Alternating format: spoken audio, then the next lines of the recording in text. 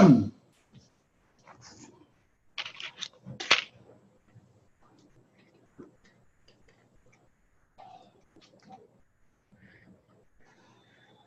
I do have a cough. I'm getting over it. Jess and I have had class the last 3 weeks, so she's been patient and understanding.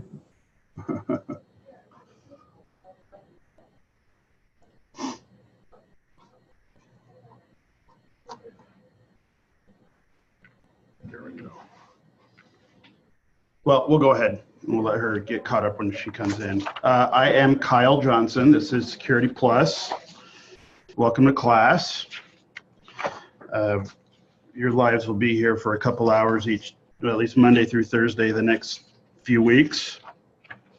I'll kind of go through an outline in a little bit about myself. I've been in IT for 25 plus years, from Mac, Windows, kind of across the board, certifications, all the Microsoft, engineering development,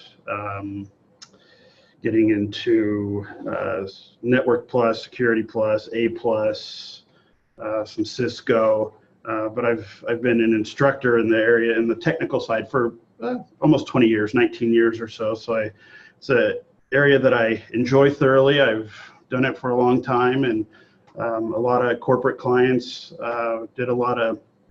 actually had a training company in the area for a while, and did our big client was CenturyLink, so we travel around to all their locations and teach them how to use a computer and some of the other things like that.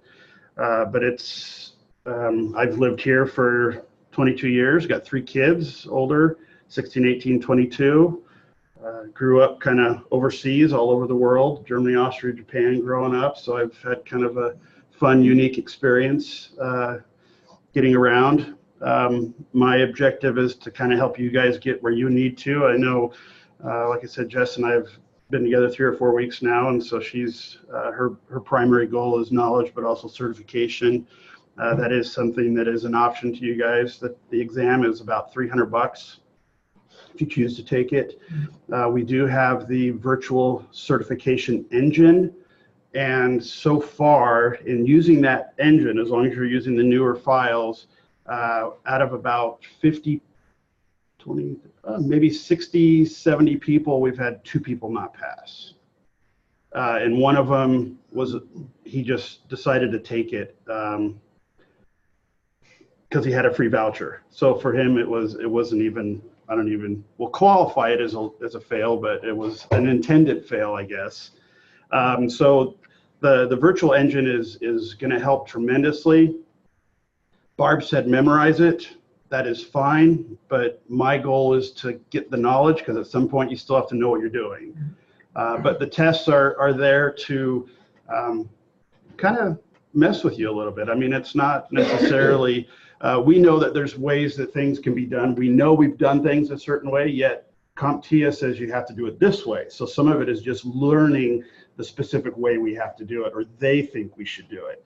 As we go throughout the class, because I took it probably about 4 months ago. I had to recertify every once in a while. So I'm fairly familiar with it.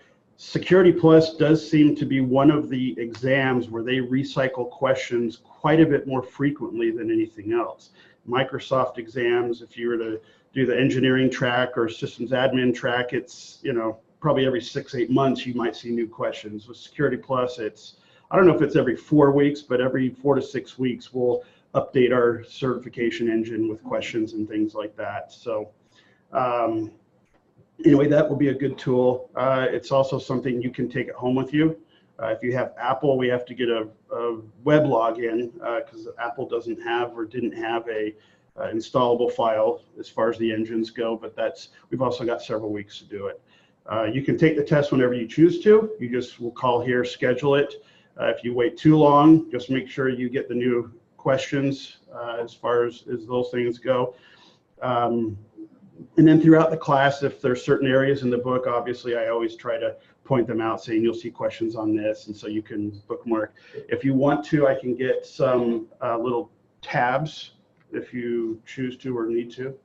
So is this scan engine this set of questions right now. It sounds like they changed. Yeah. So We just did about 3 weeks ago. okay. Because Jason, who was just in here, he went out. So the military now is making Security Plus a requirement to keep your job, to get your job. So we're having cooks and everybody else come through.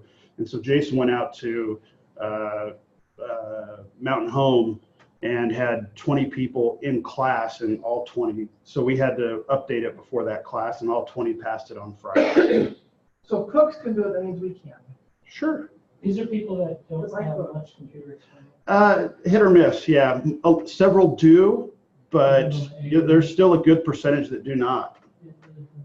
And that's just where the memorization comes in. So And it's not, network. what's that? Not even the Network Plus. They don't even have Network Plus first. They just have to do the Security Plus. No. Okay. No. And even then, a lot of them work in the field, but the certifications have never been a requirement. That's right. There's another one, a CISSP, that Jason's doing at night. It's over 5 weeks. And that's kind of an industry standard, but it's more managerial kind of performance, not necessarily hands-on. A lot more theory, a lot of different models of flow as far as those things go. But Security Plus, they've kind of figured out as kind of a good baseline across the board. And if you do a search online for the top like security certs in 2018, Security Plus is up there. It's usually top 3, if not top 1. It is very broad and it's not super deep. You get into some of the Microsoft classes, you have a little bit of broadness, but a lot of depth as far as those things go. Active Directory and group policies and remote installation services and SUS and so forth and so forth. So, and certificate services. So a little bit different here. Same with Network Plus. Network Plus is an open general standard. They say it's not Microsoft centric, but there is a lot of Microsoft just because that's the way the world is nowadays. We're starting to see a little bit more Linux, Unix, and kind of those kind of things, especially getting into virtualization. It gets pretty cool. So anyway, that's kind of where we go. We've got our outline. We've got, like I said, 12 days. If you can't make it, text. I'll put my phone number up there. You can text me, let me know if you want it, and you can obviously email Barb if you choose to. I understand life goes on outside of here. It's scheduled class 1 to 4. We'll take a break around 2:30, around 15 minutes or so. We'll just kind of see where the flow goes. If everybody's, sawing logs and falling asleep, we'll take a break or do those things. We can't really adjust the thermostat, unfortunately. They're trying to get it fixed. Otherwise, I like it about a nice 62, 63 degrees. So, hey, when you're freezing, you can't sleep. So, anyway, it is, and if you do need to stand up, I've been in many classes, so I understand if you need to just kind of stretch your legs, you can open the door, whatever you need to. If you have questions, you're welcome to ask. You can also write them down. We can address them later. I don't have answers for everything. I hope that I have enough good answers to sustain the class. If I can't figure it out, I have no problem researching it, and Google is one of my favorite tools. I think for most of us it is. Anyway, we'll kind of, and I learn as well, and that's what's nice about these classes, especially when you've got a group that are involved in the field in their own organization. Those kind of things interest me to see how people do things, and do they do them kind of based on the standard process, or is it their own unique way of doing things? And you kind of then wonder, well, why are you doing it a certain way? And you get to learn. So those things are always enjoyable. I have a quick question. Yes, sir. Is it still every 3 years that you have to re-up? Yeah. And do you pay the full price again every 3 years? Yeah, Take another class that we John do it right. Yeah, you can a lot, and if you have a good base, good knowledge, there's resources out there that you can get. Like, so I will share a link, not today, but later in class. So I have my OneDrive. I've got a folder for every class that I do, and so I've got dozens and dozens of additional files and documents and white papers that really go along with these kind of things. Because the book is great, but sometimes reading about how Cisco does something, or certain person or individual or experience, getting more. We don't talk a lot about like Bluetooth security, but there's documents and white papers to get you more into those kind of things. Some of them I'll hand out in class. I've got some good kind of just cheat sheets for just general things as far as pieces go. But yeah, so I'll share those links with you as well. Trying to think what else. I think that's good. So if you can take a few minutes, introduce yourselves. I see names. I usually write them down up here anyways. I'm not used to the little whiteboards. But if you could at least introduce yourself. I know you guys are all in the same group. You don't have to all tell me the same thing. If you have different responsibilities, kind of why you're here, what you hope to get out of it, we'll just kind of go across the room. That's my ultimate goal, is to get you guys closer to where you need to be by the time we start. So Jess, if you could introduce yourself again. Hi, I'm Jess, and like you said, I spent 3 weeks with him for Net Plus, and I'm working on Set Plus just to get my certs. Did you get your certification for Network Plus? I haven't yet. I'm taking my test at the same time. Her primary goal is Security Plus. Right. As far as the certification for the job that she's going for, and she's been in the military, so she's kind of using some of her GI benefit and other things. So we have a lot of individuals that do that. That's mainly my stuff. I usually do, most of these classes are usually like 5:30 to 8:30, so I do the evening classes. Right. So a lot of GI individuals looking to get recertified, and the government's going to pay for your training, and we're I guess an approved vendor for them. So get into a lot of those types of programs. Okay. One thing I was going to say, when we talk about search, Microsoft is one of the few that give you an upgrade path. So if you have like your 2012 server, like your systems engineer or systems admin engineer, then typically there's just one upgrade test you can take instead of taking the 3 base ones. So that's, and Cisco also has a all-in-one as opposed to the IC&D 1 and IC&D 2, but Cisco is one of the most difficult ones to get, because you need a real high percentage. And in the real world, when we're doing command line, you can start typing and it will autofill for you, whereas in the test it won't. So you still have to know what you don't get the help that you would really in the real world. And Cisco's also one where you cannot go back and change questions. Once you hit next, you're done. Whereas with these, they give you a little checkbox that let you kind of say, mark it to review later if you have enough time. We always want to answer a question in case we run out of time. But you also get a little kind of a whiteboard, little dry erase pen. So as you're going through the exam, you can write down, question 23 was a DNS or wins or whatever it may be. And then later on, usually a question, that's what it is. And so you can mark those for review as well. 90 minutes, 70 plus questions. So you're roughly a little over a minute a question. So it's a lot of you to go back, but I think they recently changed it. Which one? Cisco? Yeah. It sounds like for like brain dump, probably stuff like that. That's probably right. Yeah, it's been similar for years and years. Some of the other exams are learning exams, so they're more like a AI type exam where they'll ask you questions, and if you answer them correctly, they keep getting more difficult. So really, you could finish the test in 30 questions if you're getting all the way up there. And then at a certain point, you're toast. They don't seem to do those as often as they used to. Microsoft's are adaptive. The last one I did, like, it actually seems to get harder. Yep. Anyway. Yep. It can, based on whether you get it. Absolutely, and they know that there's a lot of answers and questions and brain dumps and those kind of things, exam crams, and so they put questions out there, or they'll ask the question that you memorize is one way, but they change a word in it, and if you're thinking, it's C, then wait, you can still have to.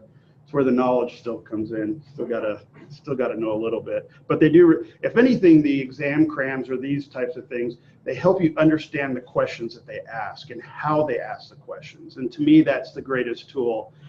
You kind of learn after a while when you read a question, you're kind of, well, wait a minute, why did they put that in there? That just sounds a little interesting. There's a little something off, or there's usually some sort of a little clue or nudge to point you in a direction. And they almost always have one, if not two questions you can eliminate very easily. you know, what's the color of the sky in the middle of the day? Is it red, pink, blue, or gray? Well, it's not going to be pink, not going to be red. Well, maybe it's blue or gray, and so you kind of so we kind of learn to do the questions exams, especially if you've taken them before. You're used to. What's the pass on? This one is a 75, I think. 75, and it's based on a scale of 100 to 900, not on 1,000. I haven't quite figured out the differences there, but so when I took it, actually, it'll tell us in here exactly what you need. I had like a 783, and I passed it by, I think it ended up being, when we tried to count it out, by about 7 or 8 questions. Was what that 783 was, roughly. Trying to trick you a little bit. Oh, sure. Well, and I don't know if it's necessary. Well, a few questions are going to be like, if the day is not Tuesday, then is what day is, kind of, you know, who's on first, what's on second. And so there's always going to be it's always going to be multiple choice, multiple guess of some point. Some of them are true false, and they do have some simulations where they're going to say, here's the, if you've got a server room and you've got this kind of office layout, what type of security would you implement here? And you have to like drag and drop different pieces there. And we have those on the exam crayons too. We don't have the drag and drop, but we'll have the questions and then the answers the way they should be. And they usually have like 4 simulations like that, where it's a drag and drop kind of thing. And everybody who's taken, I think our software or our test engine has 7 or 8 simulations, but almost everybody has seen one of those 8 on their test. So almost all of them are included in our test or exam prep. The part I get frustrated was when I know there's 2 answers at work. Yeah. And I know it, I've done it. So that's where you have to figure out, wait a minute, okay, is this the Kyle way or is this the CompTIA way? Or the common sense way, which may be neither kind of a thing. So Microsoft tests are like that. yeah. One of the toughest tests I ever took were the Microsoft developer exams, because it's a 4-hour test and you've got 4 questions. And each one is a scenario-based question. So you've got to read 20 pages of, this is what the manager's requirements are, and this is the software development, and this is what the company requires. So you have to read through dozens of pages of corporate requirements, and then you have to go through and say, okay, well, how would you build this procedure into your Visual Basic? Would it be a stored procedure on your SQL Server? Is it, you know, so, and I passed them, but man, those were by far and above the worst things in life as far as exams go. So, all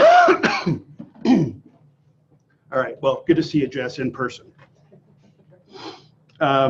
Killian, Yep. Awesome name. A little bit about yourself.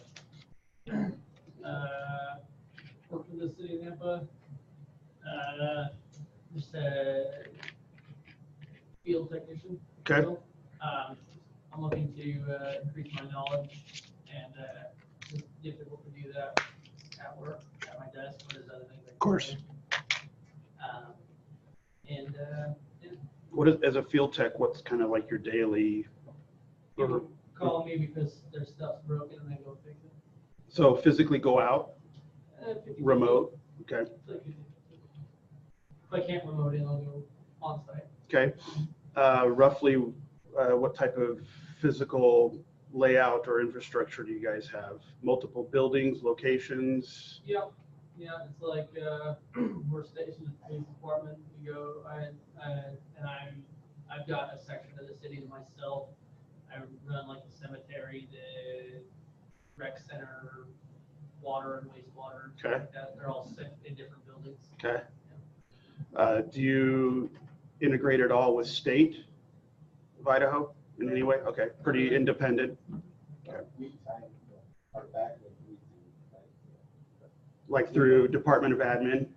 No, we don't. Oh, okay, good. Sorry, just, yeah. Well, we don't, because I used to work in the Department of Ed, so I know what, we would typically go to Canyon County first Okay. for things, and then work with, no, we don't typically work with the states. The states are actually starting to talk about working on them. Okay. Okay. Well, welcome to class. So certification, yes? Yes. At some I'd like point? to, Okay. Other certs in your pocket? yeah. Not yet. Okay. The first one, and then we'll expand from. Yes, please do, especially if you're in the field. I would like to. There's three areas that we talk about. There's your degrees and certifications, there's your experience, and sometimes the most important is who you know. And many times that supersedes or overrides the other types. But we've seen a lot of, over the years, we've kind of seen a trend where instead of going to college now for 5 years or so and coming out with a degree in IT, now you can actually spend 5 years, get experience, and get a good variety of certifications. And a lot of individuals are going to kind of follow that model. Where we typically lose the certification or add the degree is when you start to get into management, or you start getting into like an HP or a Micron. Some of the bigger ones, they're going to require a degree, or really like to see that in addition to.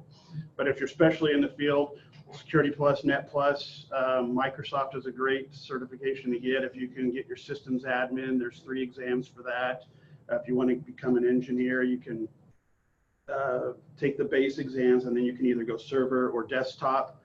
Now they've got a lot of cloud and virtualization and some other things there. So definitely consider it. If they'll pay for the test, great. Yep, take advantage. So definitely that should be in your pocket as far as certifications go, especially if you don't have many or a lot at this point. So Pam. I'm Pam. I'm the security analyst for the city of Tampa. Okay. So I've done it I've been working there for 4 years, 3.5 years. Before that, I worked for the Department of Admin. Okay. I was the CISO for 4 years for the state, and I was admin, Department of Admin, as well as home welfare. Did you ever know Steve Tate? Yes. Okay. Yes. Yeah, we'll talk about knowing people. Pam knows everyone. So I taught Steve Tate back in 2003 server. Oh, really? Yeah. Nice. Tall, lanky guy. Uh-huh. Yeah. Yep. I had him years ago. He went somewhere else. Yeah.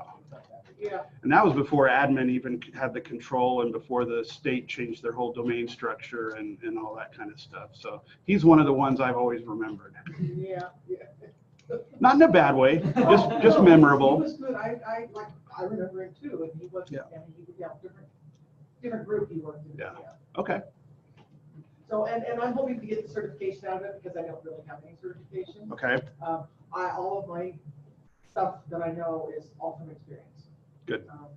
So yeah, and so when these questions will come up, some of them will be because that's how I've always done it, and that's the way to do it. And Yep. I need to understand how CompTIA wants it done in order to answer the question correctly.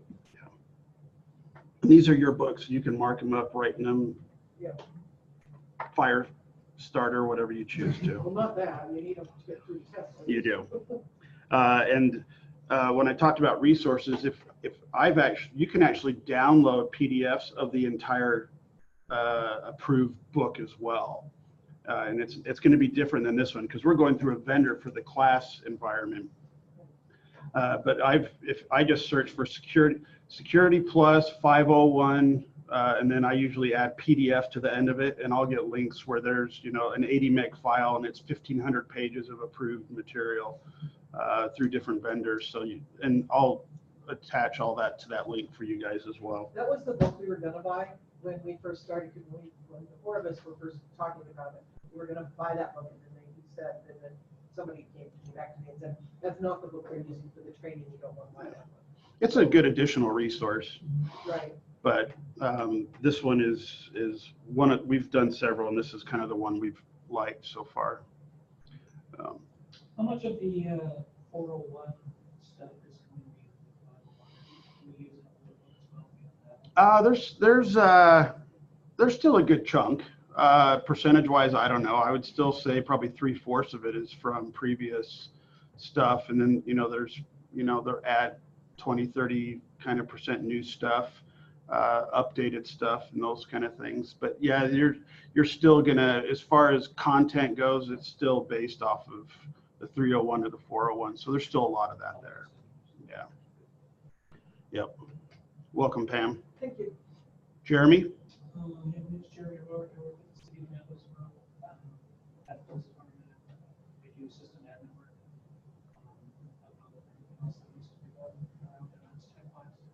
You guys have your own firewall, all that kind of stuff too? You guys maintain that Yeah. firewall? I kind of do. Okay. I'm secondary on that. Actually, third here. Intrusion detection software systems? No? Okay. What's that? So you're just taking notes on our security. No, I like to. No to the rest of it. No, I'm just curious how. Windows Server. Okay. 2012, 16, Yeah, 08, 12. 8. Okay. So your force levels at 2008 at least, so you have the baseline. Okay. Running group policy, all that kind of stuff. Okay. How many? And these are questions just so I can understand more, not that I'm taking notes on them. Sure. Videotape, no. That's just me being videoed. Roughly how many clients or individuals do you guys admin? A couple hundred? More than that. Several hundred? 700? Okay. Just you 4? Oh, no. No. 14? So it was 17 is what I always say. Okay. All right. Very good. A little bit about you. So what I'm trying to get out of this class basically is extra knowledge. Okay. Just from that I'm in now. And I've always been interested in the security side. I'm fascinated. And I'm looking forward to getting some certs behind me, especially. Okay. Any certs to date? No, I've actually never went out and done it. Okay. Just always worked in the field. Roughly how long have you been in the field? How long have you been with City of Nampa? But the city of Napa, I've only been there for like 3.5 years. Okay. I've been doing computers for a long time. Okay. I even messed with them before. Yeah. I grew up in Jersey, and our school was given a grant from Macintosh back in '87. Whereabouts in Jersey? Princeton. Princeton? Yeah. Okay. I live in Bloomfield. Yeah. And Montclair. Yeah. Probably about. So I Jersey was City. right at 206 and 518 intersections. That's where we grew up. So We used to have a warehouse right there. Yeah. Okay. a lot of pharmaceutical in the northern part, huge medical device, and I do a lot of consulting in that industry as well. Me too. I Yeah. consulting.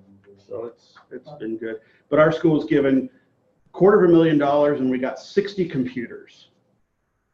And then we had a big Microsoft server or Apple server rack. So I've been involved ever since '87. And our graphics design department was given Quadra 700s. And then I got into, so I've been doing graphic design since '87 and consult in the same industry as far as marketing, branding, Hence IT. the Mac. Yeah. I don't own a Mac right now. I have. This is our Mac person up here. So, but yeah, so that's kind of when I started, kind of the late 80s. We actually had an Apple IIc that we got in '84, the little 9-inch screen display. And I think that was still like $4,000 back then. And we got that for Christmas with our VCR that was $900. So I've always been involved in like the industry. So, okay, certifications. All right, good. Welcome, Jeremy. Mike Christensen, Mike. sysadmin. I've been doing IT probably 18 years now. Okay. maybe 19 working. Yeah, I got certifications, MCSE, Cisco, CCNA, Citrix CCA, A+.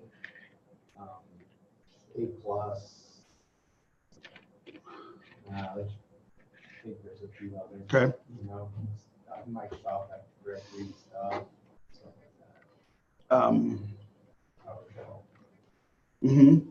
Yeah, so since 2008, PowerShell, those kind of, yeah, the new exams have a lot of PowerShell in them. Yeah, I've been in IT, sysadmin. Yeah, I want to renew my certification.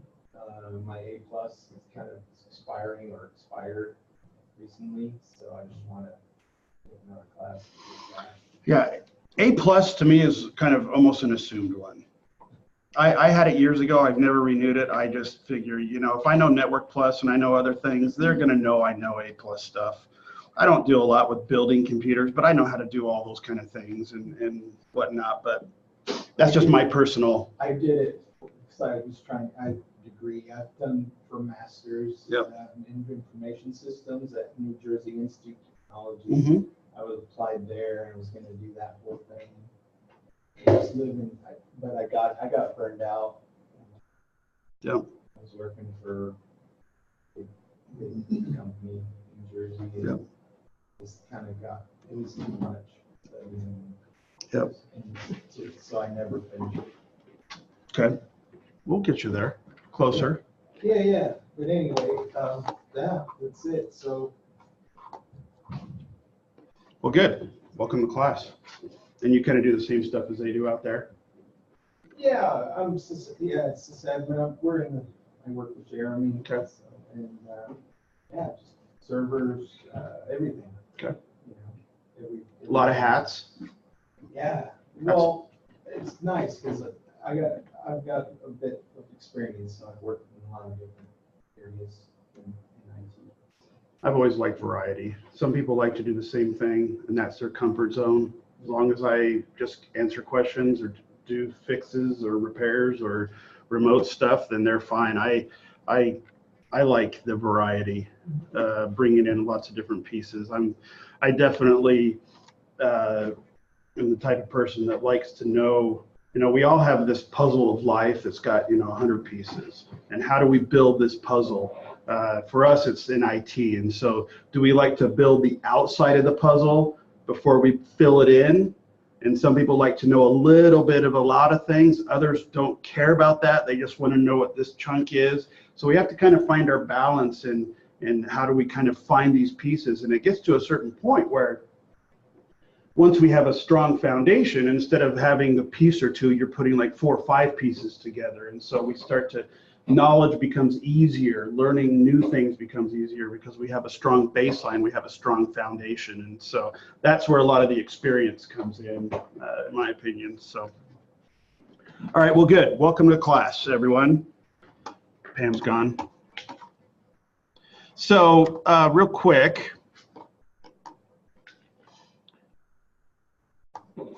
it says 5-day, but it's not 5-day.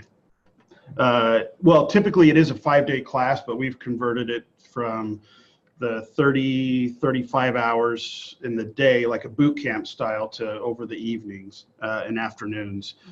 So we are roughly 3 hours a day. Sometimes we'll get out a little early. We won't really get out late, but we'll just kind of find nice soft spots. There might be, if you guys do need to leave a little early or something, maybe there's some homework or reading that we can do.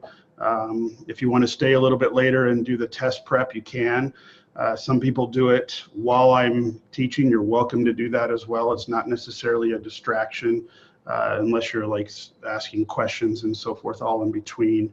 But again, if you need to take a phone call, do that, whatever you choose to. Barb kind of showed you around everything as far as the facilities. We are doing night class as well, so some of us will be here. I'll be here till like 8 or 8:30. So we are here later if you need to. I think we're actually in this room at night, so we'll have to be out probably around 4:30 or so. Are you doing the security plus one at night? No, it's a CISSP is what they're finishing up. He's got six people in that class, and I was in it too, but like she said, I've actually been pretty sick the last couple of weeks. So a lot of my class with Jess was actually at home. We were doing online stuff, which worked out pretty good for the two of us, but yeah, it's been a long couple of weeks for me. I'm back into the groove now. All right, so exam format 750. So you need a 750 on a scale 1 to 900, up to 90 questions, 90 minutes. I think most people have had low 70 to 75 questions is typically what we're hearing. There are only going to be 4. Typically, there's 4 performance-based. That's kind of the drag and drop.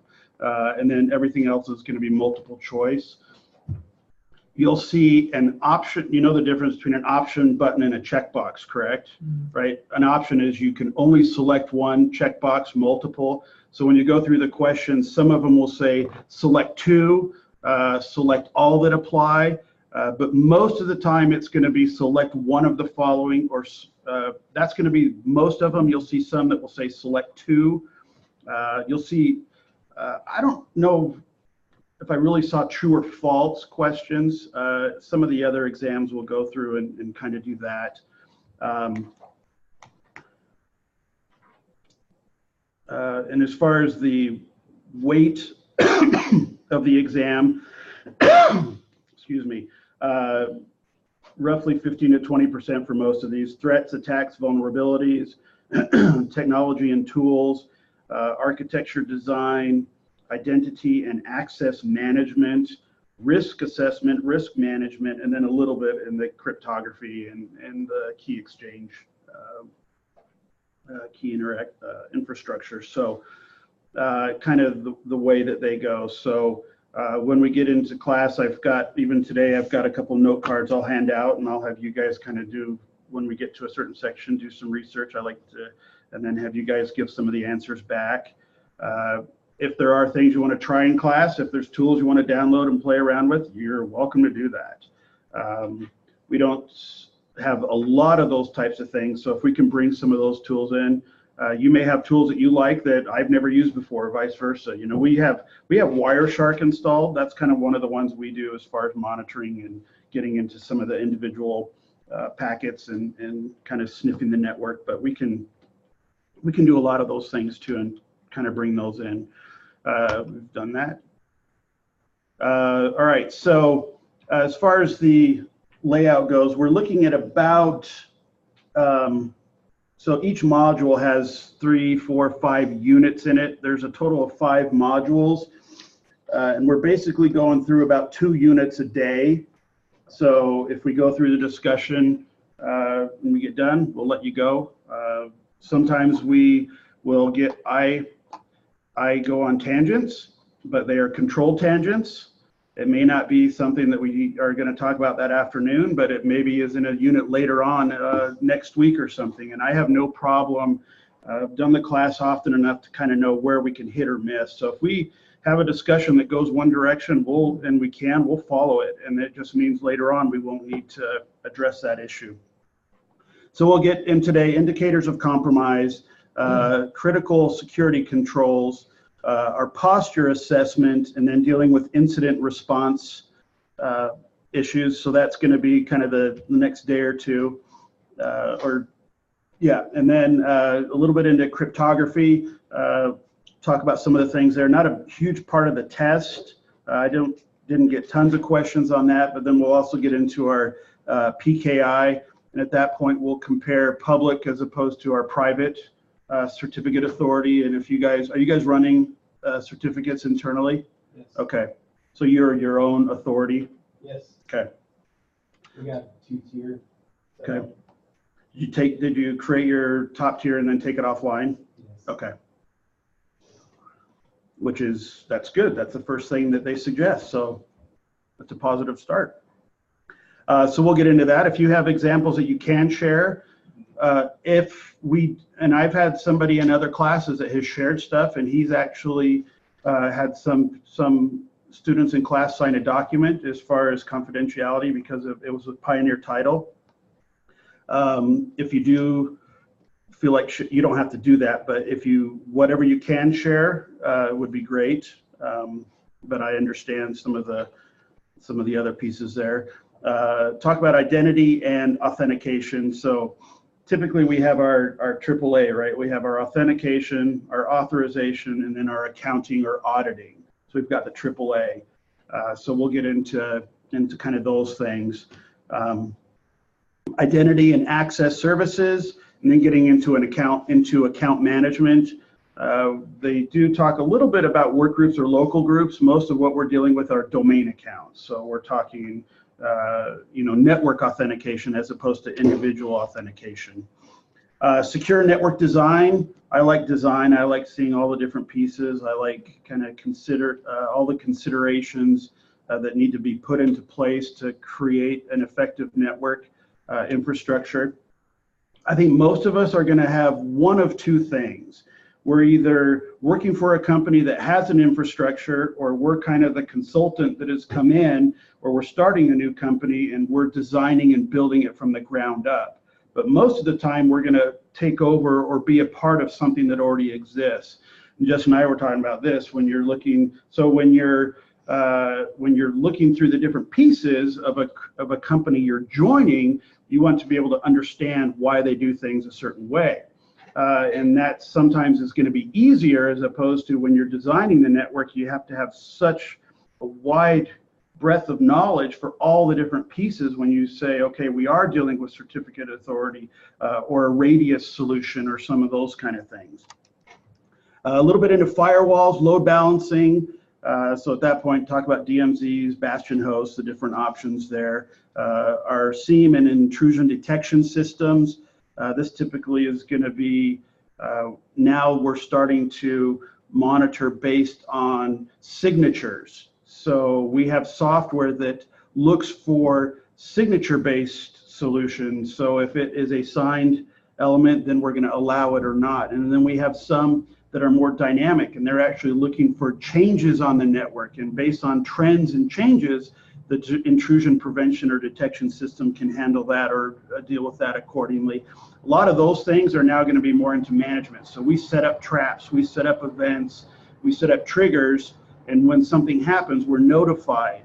But there's just so many different pieces that we need to keep an eye on. Secure wireless access. So obviously into the wireless element and some of the security issues there. And then getting into physical security. So, I mean, do you have guard dogs? Do you have, razor wire? Do you have, literal, guards walking around the building? So when we talk numbers, typically, from what I hear, most of us, when we hear security, our company thinks we're concerned about somebody hacking into our network. Right, and so we put firewalls, we put the IDS or IPS prevention detection systems, and we monitor for people hacking in. So of that 30%, most of the time, those are going to be malicious or some sort of bad intent. Not that it's necessarily damaging or learning lessons or hijacking, but that's typically where that part comes in. Now, 70% of the problems are typically from within the network. And that, to me, is the primary area of concern, because now everybody who's on the network, they already have access at a certain point. So they already have authentication. They already have rights and authorization. So typically those are the individuals I should be a little bit more concerned with, because they already have access. Outside coming in, not necessarily. Now, of that 70% of problems on the network, they say roughly 55% are just dumb, stupid, idiot choices. Oh, look, Stephanie loves me. Let me click on the link. And who loves me today kind of a thing. And, oh, let me invest in, gold in Africa with Mohammed whatever it is, and, the prince and so forth. And so we still have those. Have you guys heard of the ID10T errors? Yep. Have you seen that one? Right, did I show you that one? Yeah, right, so we have our ID10T, our idiot errors. So most of those are idiot errors. 15-20% are actually malicious employees that are doing things. Either they're fired or whatnot, or they leave back doors, or they just have malintent. So those are kind of where we have to get into our physical security, whether we're dealing with multi-factor authentication. 4, we get more into, again, our infrastructure and design, secure protocol services, remote access, secure designs, mobile devices. Do you guys BYOD, bring your own device? So staff employees can bring their own We have a phones. policy written on, yeah, I've written 2 policies, one for that and one for. Okay. We have it, we don't been approved, but we're working on the Okay. solution at the moment, so hopefully that will change. So that's something that is nice for the users, but makes your work more difficult, your job more difficult. Especially right after Christmas. Yes. All the new devices. Correct. Yeah. Not only that, but you have not just new devices, but many different types and versions and operating systems, as opposed to you controlling that. Now you're dealing typically with very few devices and whatnot. My oldest son, I'm LDS, he's on a mission down in Houston, and earlier this year, they were one of the first missions to bring in smartphones, because typically they just got phones, they use tablets to teach and do things. But we had to go in January or February and buy a phone, and they gave us 3 phones to get. That was it. And so each of the missionaries had one of those 3 phones. They were sent to the mission home. They then secured them, locked them down, and sent them out to the missionaries. So for them, it was very nice because they only had 3 things to deal with. So those are kind of the options we have. Do you follow a model where you secure your network and then open things up as people are more trusting? Or do you start very open and then lock down as people mess up or screw up? I like the first one. I like to lock it down.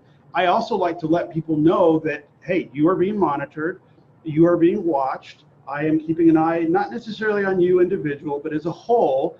And then if you choose to do something, make a choice knowing what's in place, as opposed to, I didn't know that we were being watched or monitored. And so there's several approaches we can handle there. Virtualization, you guys dealing with virtual servers? Yes. Okay. VMware, Hyper-V, both? VMware, okay. So we'll get into virtualization. That kind of trend over the last 10 plus years has really started to take on as hardware's given us those options. Excuse me. Little into forensics. There's one experience that I've had that really kind of delve into a lot of this stuff with a company down in San Diego. I consulted for a biotech firm. So I like to share that whenever it comes up. Disaster recovery, resiliency. So we typically break it into 2 areas. We have fault tolerance and redundancy. So how do I make sure my systems are online? And then how do I make sure I have no data loss? And so we can take everything from a USB drive to cloud access to a colo, where we literally have our data being written real time to 2 different locations, where one is maybe if we're out of Florida and we're dealing with hurricanes and things like that, so maybe we send our colo to Montana or somewhere else where we're not dealing with those type of natural disasters. So a lot of options there. We can get into our RAID 5, RAID 6, RAID 50, RAID 60, all those different solutions if we choose to. Risk management. So we accept the risk and make choices A, B, or C, or we understand those. Secure application development, and then getting into our organizational security. So that's kind of the, excuse me, kind of the outline for the next several weeks. Questions on any of that? There are some videos that from time to time we'll look at and watch. Messer is a security professional or standard. He's actually helped write several of the books. He also does a lot of the Microsoft engineering admin stuff. Sometimes we'll get in, there's a guy, Jeremy, who does a lot of Cisco as well. The CBT nuggets is kind of where they fall in. So we'll try to bring in some of those videos as we go. It helps me kind of save my voice at times too. Websites, there's some support we can have on some of the websites too. And they'll have links in the book when those things come up. All right, so let's take a few minutes, get into one, and then we'll give you guys a little bit of a break. So, indicators of compromise. So, why do security policies, procedures, why are they critical to protecting our assets? Attributes, different kinds of threats, vectors, threat threats that we have to deal with, some of the social engineering, phishing attacks, and then some of the indicators of compromise, dealing with different types of malware. And if you've got some experience in these areas, feel free to share. I know that when Pioneer Title was here, one of their sites was hijacked while he was in class, in a Cisco class. And the company paid $800 and got their stuff back. But unfortunately, that's some of the things we have to deal with. And nobody was fired, but it did come down to a specific individual making a silly choice. So some of those kind of things as we get through. So why security? Is this anywhere in the book yet? This is going to be right in Module 1, Unit 1. I don't want to go one. For me, it's page 4, but I don't, if it's like our Network Plus that Jess and I did, our pages are off. Yeah, I I see see. module 1, Page 12. It just says, why is security important? That's the. that's page 13. Okay. We're good. Yeah, and some of the slides will have pictures on them that match the book as well. It is frustrating. I mean, by the end of class, we were off like 60 pages. And I'm not sure why the PDF is different. So security, why are we concerned about security in general? What do you think? Why does NAMPA care about security? Why does military care about security? Data protection. Data protection? Well, let's ask this. What is your product? Because security can be different for, do you have physical merchandise? Is that your technology? Is that your patent information? Is it the data behind it? Are you a medical device company where you're dealing with compounds for cancer and those kind of things? One of the companies that so where we would come in on our my father and I on our consulting side is certain companies, they want to raise money. They need, $10 million to take their testing to phase 2, phase 3, whatever it is, human testing. One of the products that we consulted on is using gold nanotechnology. And it's a company out of Europe, and they were using gold nanoparticles as a delivery mechanism for insulin. So instead of getting shots, they were, I don't know if I have it with me, it's in the other room. They have those little wafers that you put on your, like mint wafers, little dissolvable. So they were using that as a delivery mechanism for insulin using gold nanotechnology. And so they would use the nanotechnology and insulin on these wafers. And so instead of giving yourself a shot, you just put one under your tongue, and it actually had a higher percentage of efficacy and body saturation than injections did at some point. So now they're in human testing. So my part to come in is we actually use SharePoint. We use public certificates. And so we would create a SharePoint site where Eli Lilly could then, depending on what level of the merger or the financing we were in, could have certain access to the data and things like that. But we're talking data that if somebody were to get it, could be worth billions and billions of dollars. And so that's where that part wasn't fun, that kind of fear, but setting it up and having access for Merck or Glaxo or Lilly or some of these companies to get into this technology. And so when I haven't worked for the company that has thousands of people as far as an internal. I've almost always been a consultant, a contractor that's come in, whether it's HP, Intel, some of those kind of groups. But the consulting side has been very enjoyable because I've been in so many different things, from insulin to kidney failure to ophthalmology, and then surgical devices and imaging solutions. So kind of a wide gamut. So I think the first question is, what is your asset? What is important to you? Is it the physical merchandise, the warehouse? Do you need to make sure that it doesn't catch fire, doesn't get broken into? Or is it data? And at some point, almost all of us are concerned about data. So that to me is kind of the overall umbrella as far as encompassing things. But we do need to define what is our product, or what is our key piece of information. So that may change the level or types of security that we need. So do I have to have guards and physical access? Do I have to provide smart card authentication or certificates as far as multi-factor authentication? So when we talk about why is security important, in my opinion, there's several factors pertaining to it, but ultimately, what is it that needs to be secured? And we can deal with it in different ways through technology or through the physical security elements. So when we talk about assets, those are some of the things that that we have to deal with. So when you guys are talking about security, are you guys concerned about somebody coming into work and taking computers?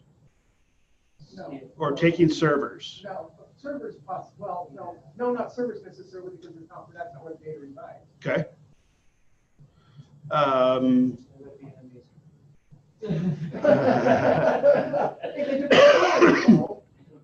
Right. So I helped a orthodontist years ago set up his office, and in exchange, my wife, daughter, and son got free braces. So it was great.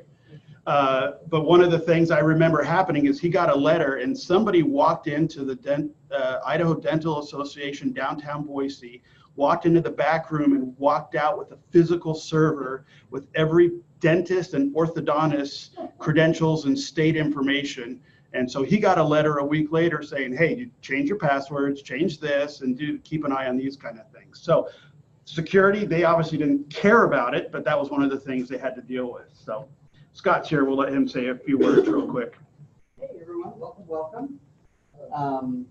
So Jessica's exam voucher is included. So Jessica doesn't have to do anything.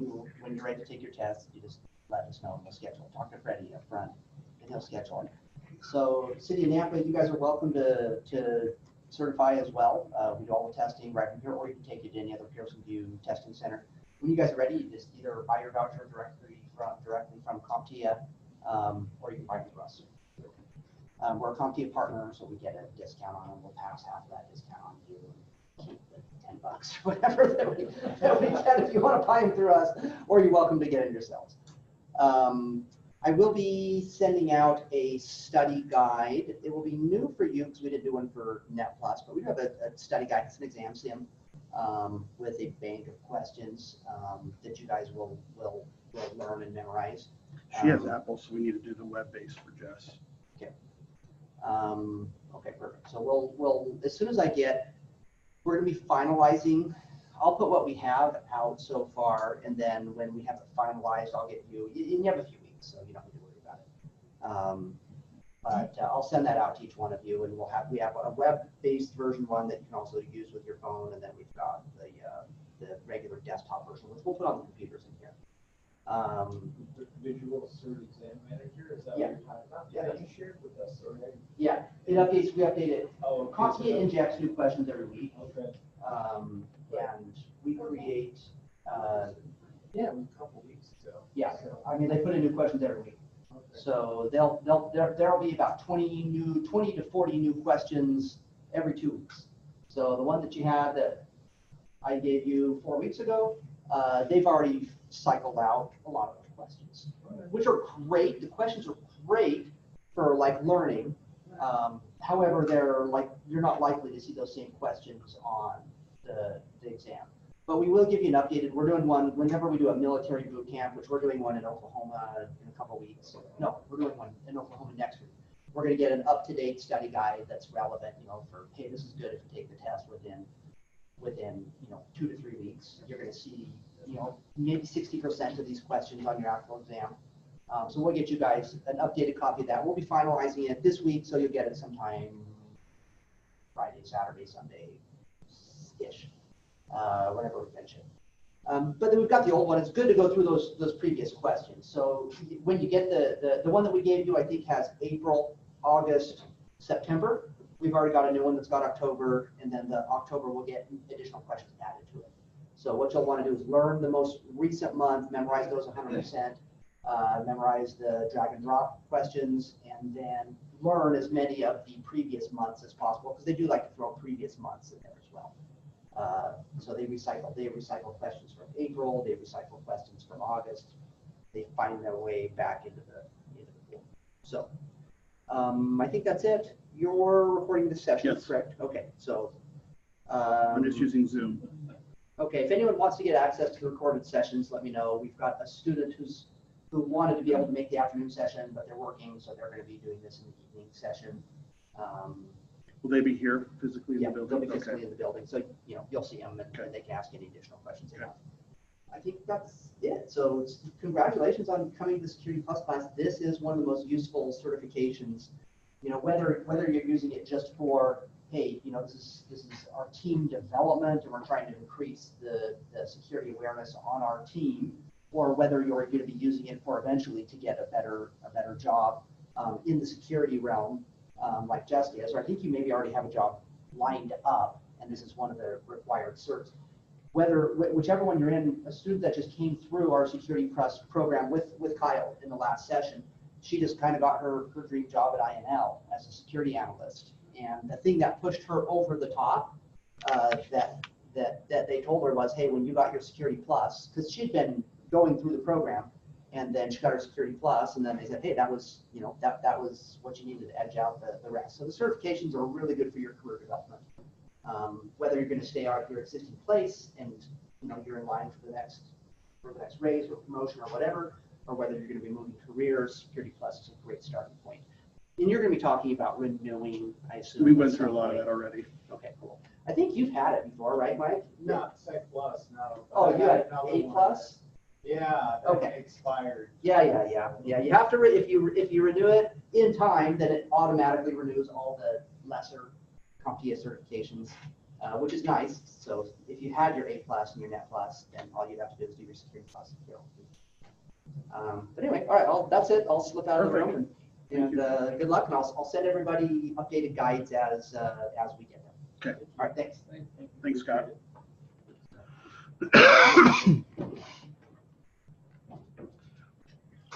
Okay. I'm also a big movie TV guy, so I like bringing in little examples for movies and things like that. So when we talk about security, any other thoughts on why security is important for you guys?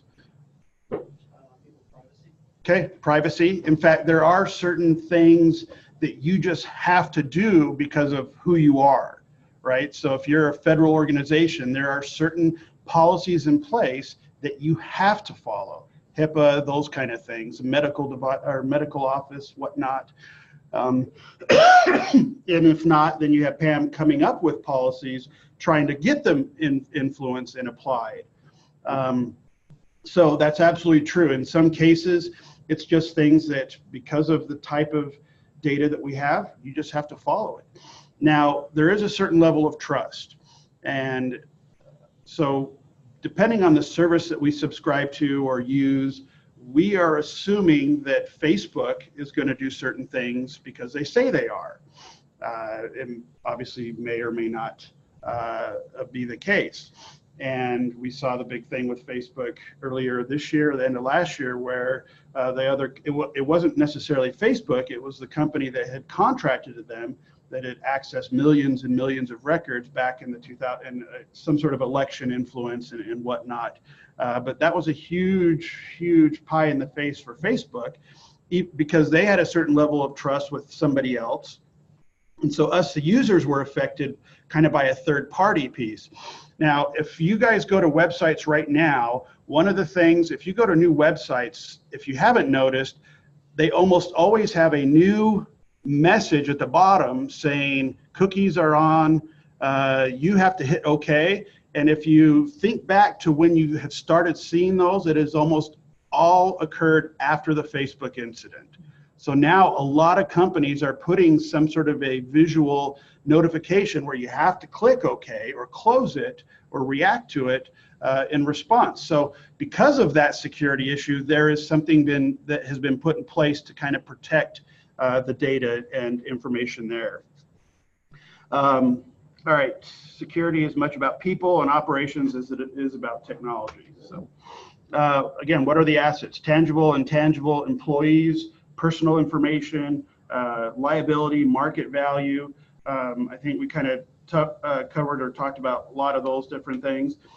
Data, is it important? I think common sense tells us a lot. as far why data is important or what data is important to you. Understanding the overall infrastructure or network is going to be, is going to be key so that we understand what data is more critical. We do not necessarily want or need to treat our company as an all-in-one solution. In other words, we're not going to assume all data requires a certain level of security or control or protection. It's going to have varying degrees. It takes more work for us to highly secure something or to make lock a system down than it is to do it for every system. So certain things that we can do when you're dealing with tech support or help desk, you have different tiers, right? Not everybody's not an engineer. You've got tier 1, tier 2, it escalates up and down. So different individuals have different responsibilities, from resetting passwords to dealing with remote administration, application support, then getting into servers, firewalls, routers, switches, and those kind of things. So getting into those pieces are going to be critical for us. Customer information. With the city of Nampa, are you dealing with the public as well? Or is it mainly just staff of City of Nampa? Okay, what type of public things do you have to protect for, if I were living out there, what do you have of mind that I would be concerned with as a Addresses, utilities. Okay, address, utilities, property tax, Criminal records. okay, taxes, those kind of things, or is that different? Okay. Car, vehicle registration, no? We don't need vehicle registration, we're city, so that's county. Okay. Would you have my social security? Possibly. Yeah, we Good, okay. Possibly, depends. passport information. Everybody Okay. asks for that, right? Yeah, so you have passport information. So some very important, some very critical things need to Oh, be, absolutely. okay. Yep. So you probably have to deal with two different areas, the public as well as your own internal infrastructure, the city itself, okay. So, and you're gonna treat them both differently?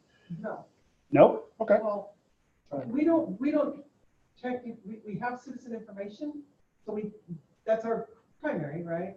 We don't have, well, we would have employee information, right, through HR. Yeah. So, I mean, to me as a security person, it's all the same, because Okay. it's all critical to me, it's all PII, it's all, Perfect. right? PHI, it's all of that, so it all needs to be treated the same. Okay, perfect. So your model is going to be very similar, if not identical, across the board. Which But- makes it easier to do. It does. Right? You just might have different ways of implementing it or enforcing it. But, okay, very good. Customer contact, financial information, legal.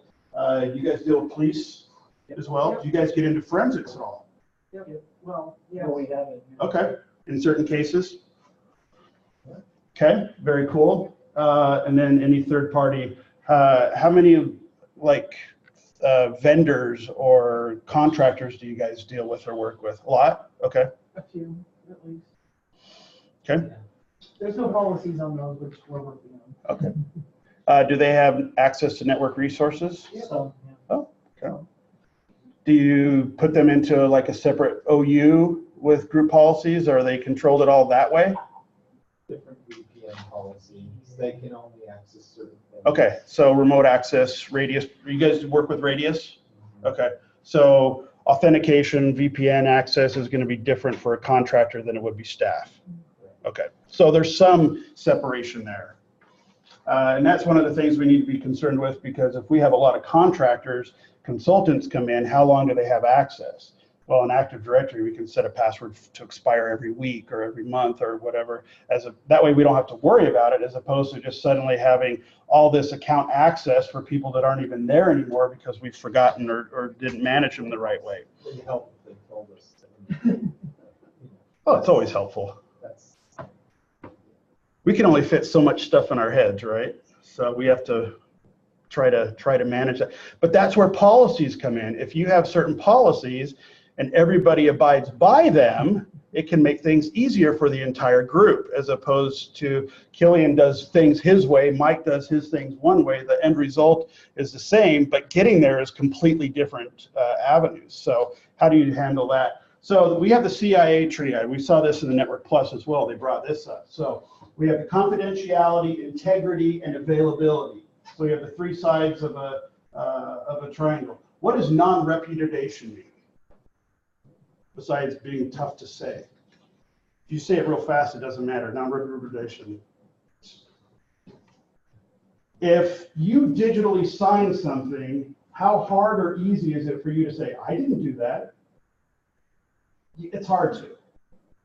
It's typically a legally binding document or something when you are dealing with a digital signature or a certificate, right? So if I have a private public certificate and you're guaranteeing the authenticity of the server you're talking to, so non-repudiation is, it's proof that you can't deny later on. So you can't say, hey, I didn't do that. No, you did.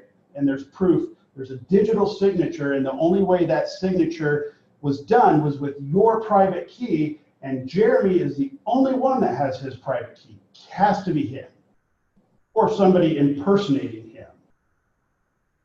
So, and then you would have to get into the, you know, the video system and see who was sitting at his desk at 3 o'clock on Monday the 2nd or whatever it is. But that's typically what non-repudiation is, being able to prove that you did do something. So confidentiality, integrity, and availability. So we've kind of talked about confidentiality, protecting the data. What would the data integrity mean to us, or how do we handle data integrity? We don't like ransomware. Okay, Because it encrypts stuff, so the data is then, yeah, hold you hostage. correct. Yep. Data encryption is good when it's ours, not a third party Correct. controlling it for us. Right. So what are some of the things that we do to maintain data integrity? Even at home or at work, whatever it is, what are some things that we have in place to maintain integrity? Okay, we hope there should always be some backup solution. But so do you back up? Do you guys deal with full backups, right? Incremental, differential backups? Do you do real-time backups? If you're using Microsoft, they have their shadow copy service, so that if you're making changes to a file, you can save 5 versions of the file, and you literally right-click, go to the versions, and restore itself from a different piece. What is the cost? So if we have a scale, many times in IT and networking, our scale is not 50-50. There's 2 parts to it. So what is our scale for data integrity? If I have real-time data protection, what's the cost? More administration, more network traffic, other things associated with it. But for us, I need the real-time data. I cannot have any sort of data loss. So in data integrity takes different levels. Do you guys deal with a NAS solution or a SAN solution? Storage area network, network attached storage? Okay. Do you have colo, online, real time? Yeah. Yeah. You know, where does that physically reside? Okay. Is it in the state? Yeah, no, it's here, it's on premise. Okay. We're rare, we don't have cloud hardly any. Do you No, deal it's not the cloud, but it's you have a separate location where we have We do. live backup. We have it, and it's We do. But we control it. Okay. It's not in on the cloud. It's Okay. like we have a VR, yeah. So do you have some sort of WAN connection somewhere else that's Fiber. Okay. Good. Well, and that's the other thing we talked about, or Jess and I did, is, you know, when you're dealing with the co-location, what type of connection do you have? And if it's a fiber connection, sometimes it's almost as if it's on your own network. But you have to typically, so we have the 4 areas, right? We have our LAN, CAN, MAN, WAN, right? Local area network, campus area network, metropolitan area network, and then our wide area network. And that's the way they defined it, you know, 15, 20 years ago. However, when you deal with a campus, most of the time we control the fiber from building to building. So it's almost as if we're the same LAN, and we kind of are. So with campus, now we can treat it much more as a single entity, even though the network may be segmented, subnetted, whatnot. And then our metropolitan is typically within the same city, And that used to be much more like microwave technology or some sort of a directional array or dish. And then we have our WAN, which is typically, for me, the WAN is when I have to go to a service provider and lease a line of some kind. So if I've got HP and I've got a building that's a mile away, and if I do not own the fiber in between, if I have to go to CenturyLink or Cable One or Syringa and get and lease a line, to me that now becomes a WAN. Even if it's a couple hundred yards, if I had to go lease it, that's a WAN. So distance, when we think WAN, we typically think Pocatello to Boise. We typically think distances. But really, for me, the ultimate black and white is, do I have to lease a line or not? And so when we deal with our integrity, the internet speeds are incredible nowadays. We opened up a training center in '99 down by the fairgrounds. It was soft touch, and we leased a T1 line. And we spent $1,800 a month, and it cost about $2,000 for that initial Cisco 1720 CSU DSU or data service, terminal service equipment there on premise. And for us as a company, that was an added feature. Hey, when you come to training at our facility, we've got a full T1 and you can access the internet. Oh, great, internet. Whereas now, I pay $60 a month, and I'm over on McMillan and Linder, right by Rocky Mountain High School. And I pay $60 a month, and I get 100 meg down and 50 megs up. If I wanted to spend a little bit more, I could get gig to my house. Just because of the way CenturyLink has laid the infrastructure outside of our neighborhood. So for me to get gig speeds at home for $100 or so, incredible. It's amazing. It is. So when we talk speeds, when we talk technology, when we talk co-locations, it really is relative based on the current technology and where we are. And it's hard to say and compare it to 10 years ago because things are so different. Can you imagine what it's going to be 5 years from now? Think back 10 years. Actually, if we go 11 years, that was when the first iPhone came out in 2007. Right? The first iPhone, that little white thing had a beveled back, and it was a phone and an MP3 player at once. And now, Jess just got a Samsung Note 9 that's running a 2-point-something gigahertz octa-core processor. It's incredible where we are. Have you heard the term IoT, Internet of Things? Right? Basically, any device that's out there in the world, and we're at billions of devices. They say by 2025, I think we were looking, there's going to be 75, give or take, billion Internet of Things devices out there. So when we talk, are you guys running IP6 at all? No. Is it running as just in the background? Yeah. Okay, so it's on but not configured, okay? So, yeah, I hate IP6. Did you turn it off completely? Not on all of them. Our routers, we don't run routers. Yeah, and if you're not using it, you don't need the overhead or the configuration. So you got IP4 and IP6. So we know the problems with IP4, right? We're out of addresses.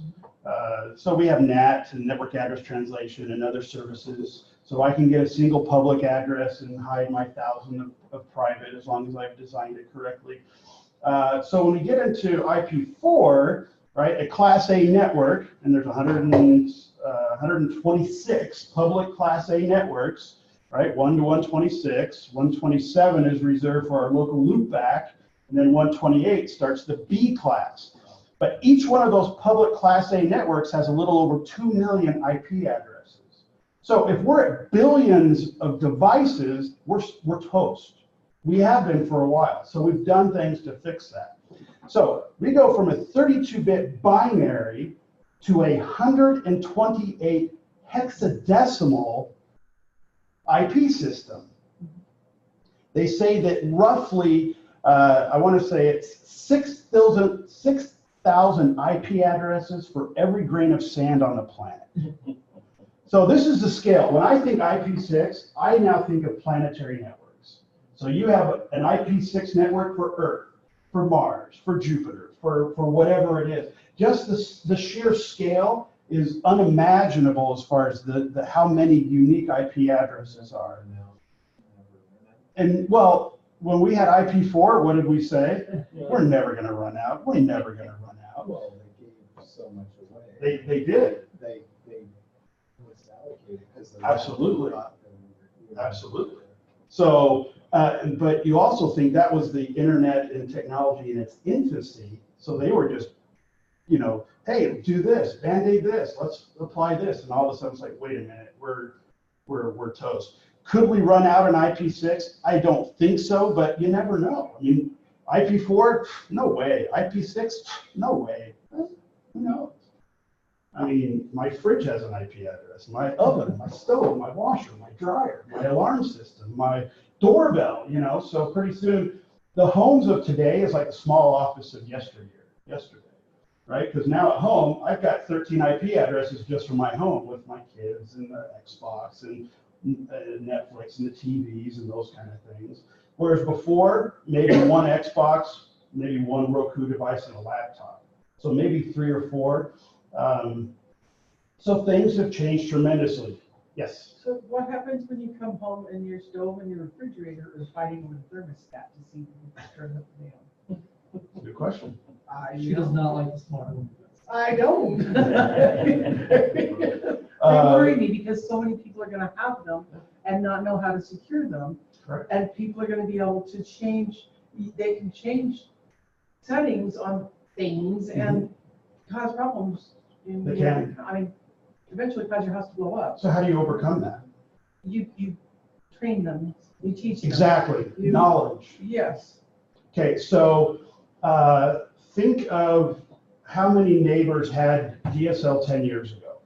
And if you, or 8 years ago, 5 years ago, and you walked around with your wireless cell phone, how many of those networks would you see that were completely open? Oh, Okay, and what about today? well, very few. And if they Okay, if they are open, then I connect to them and change their password for them. I've done Because I that. want them to be secure. I've only done it with friends and neighbors that I know, where I've printed out on their printer, hey, come talk to Kyle. Only the friends I know. And then I'll go over there and I'll say, hey, listen, 5 minutes later, it's very basic. So I think there is, unfortunately, the downside is it just takes time for some of that. But yeah, if we look 5 years ago, everything was open, whereas now it's almost the opposite kind of thing. And even then, if somebody has a guest network, they're not just giving you free access. You have to go to that login page and says, I accept, you know, the rules. I'm not going to torrent. I'm not going to download. I'm going to do the, you know, all those little things we never read kind of thing. But we have to still apply a check or a yes, I accept it. Look at passwords 10 years ago, right? People just wanted to set passwords. And when you said, I'm going to enforce complexity, the world was over. I mean, I got to have uppercase, lowercase, number, special character. We did it just recently. And I've got to come up with a different one. Whereas now, if you talk to my dad and my mom, they're in their late 70s, 80s. I need to set a password. Okay, this, special character, exclamation. That's great. So but it's taking time to do that. Oh, absolutely. So I guess the point is, after time, there are certain expectations that grow and they can change, but it comes down to training. The sad part is when money's an issue, training is usually the first thing to go. But if you're the Microsoft guy, you would recognize this. TCO? Very good, thank you. I put you on the spot, but you know. Right, what is total cost of ownership? Everything. You guys are here right now. Class is $2,000, $8,000, so you're spending a certain amount of money. A person spends a certain amount of money for training, okay? Which means you're away from work, but it also means you're learning. So it means when you get back, things maybe go faster, there's less problems. So total cost of ownership is everything. It's the cost of the hotel, it's the cost of training, It's the cost of downtime. It's the cost of keeping the network up, because I went to training and learned how to do things, not just better, but sometimes when we take new classes, what questions do you ask? We don't even know what to ask because I don't even know the knowledge. So as we expand that, everything else kind of falls. It's that puzzle. We add those pieces to and from the puzzle. So Also, as you were talking passwords and stuff, that's where the policies, which we're going to talk to you later, come into play, because you can't enforce any of that stuff and you can't implement any of that stuff. The policies are written and communicate that for people to know that they're coming. and there's things in place to make our lives easier as administrators. GPOs are wonderful. There's 3.5 settings that I can alter in some way using GPOs, either at the user or at the computer. Right? So for users, I can lock down, there's I think 19,000 registry settings that I can turn on and off, enable or disable using GPOs. And on the computer side, there's about 1,600 registry settings that I can enable or disable on those computers. And of course, with the domain infrastructure, now we can apply policies for our sites, our organizational units. So my OU of managers, my OU of contractors, my OU of employees, staff, whatever it is, boom, we're done. It's applied when you log in, log off, start up, or shut down. Those are the, well, and the fifth one, GP update. Right? We run GP update and enforce that. All right, let's take a break. Take 15 minutes or so. If you, I don't know what the sale discount is over at Sonic. I don't know if it's 50%. Is it It's half between like price. what, 2 to 4? It's half price. Okay. So you're good to go if you want. It might take a little while. When you come back, we'll finish up.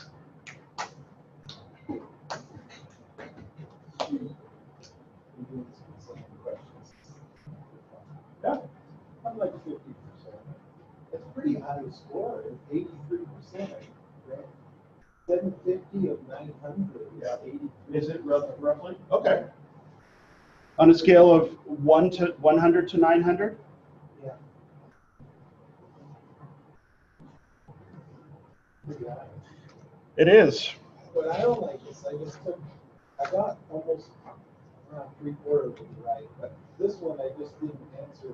I didn't realize you have to answer all. But they don't make it clear. Kim didn't know you had to answer all of them. It's a test. Well, yeah, but I told you have to select all the correct answers. Oh, yes. One of those questions, and it said, You did say that. So that was last. We didn't, they didn't do that. There, you won't see very many of the choose all. Most of them will be choose one, then you'll see choose two, and then you'll see all. which of the following?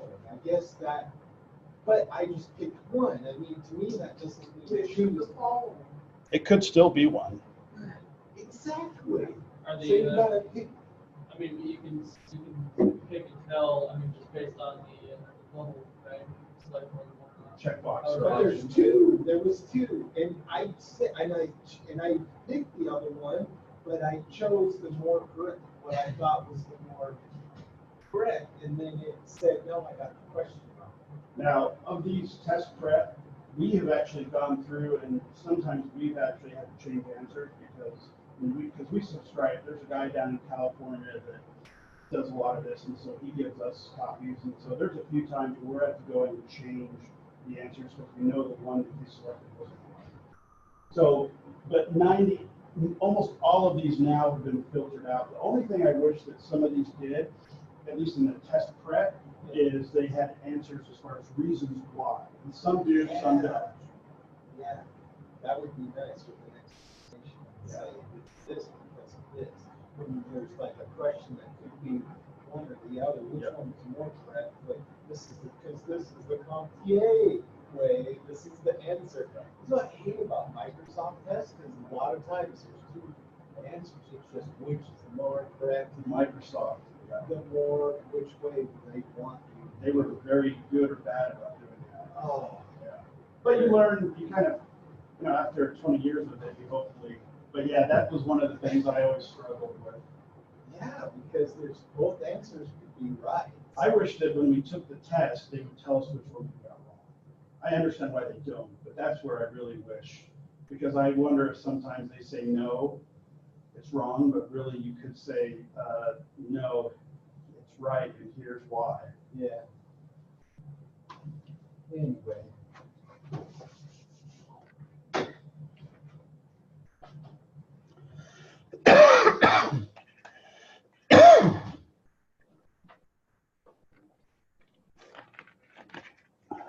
Yeah. Sounds like you, so Princeton, huh? Yep. My high school was Montgomery High School, Okay. Yeah, but what was it, Plainfield? Yep. That's where our warehouse was. Yep. Which is right, I passed right by the exit to Princeton Yep. there on the Yeah. Parkway or the. Route 1. Turnpike. Yep, New Jersey Turnpike. I used to live off Golden Parkway in Bloomfield. Yeah, we were up off of, so from where you were, you would take 206 south through Princeton. Actually, no, from where you were, you would take south through Somerville.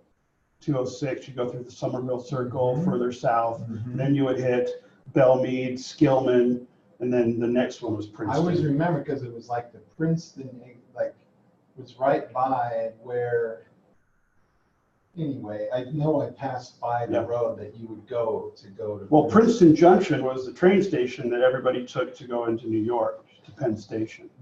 So there was a big, yeah, it's been years since I've been there, but. I lived in Jersey City during September 11th. Oh. We were outside towers. We had a lot of friends at church that worked in the towers and it proved out like the different factories.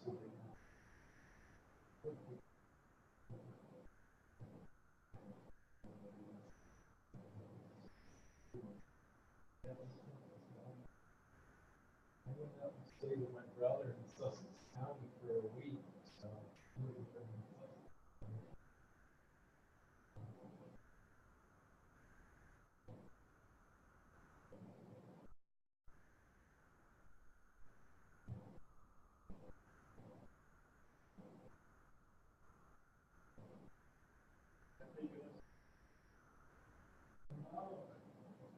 Anyway, I just stopped talking to the greasy guy, you know, it just makes me think of that.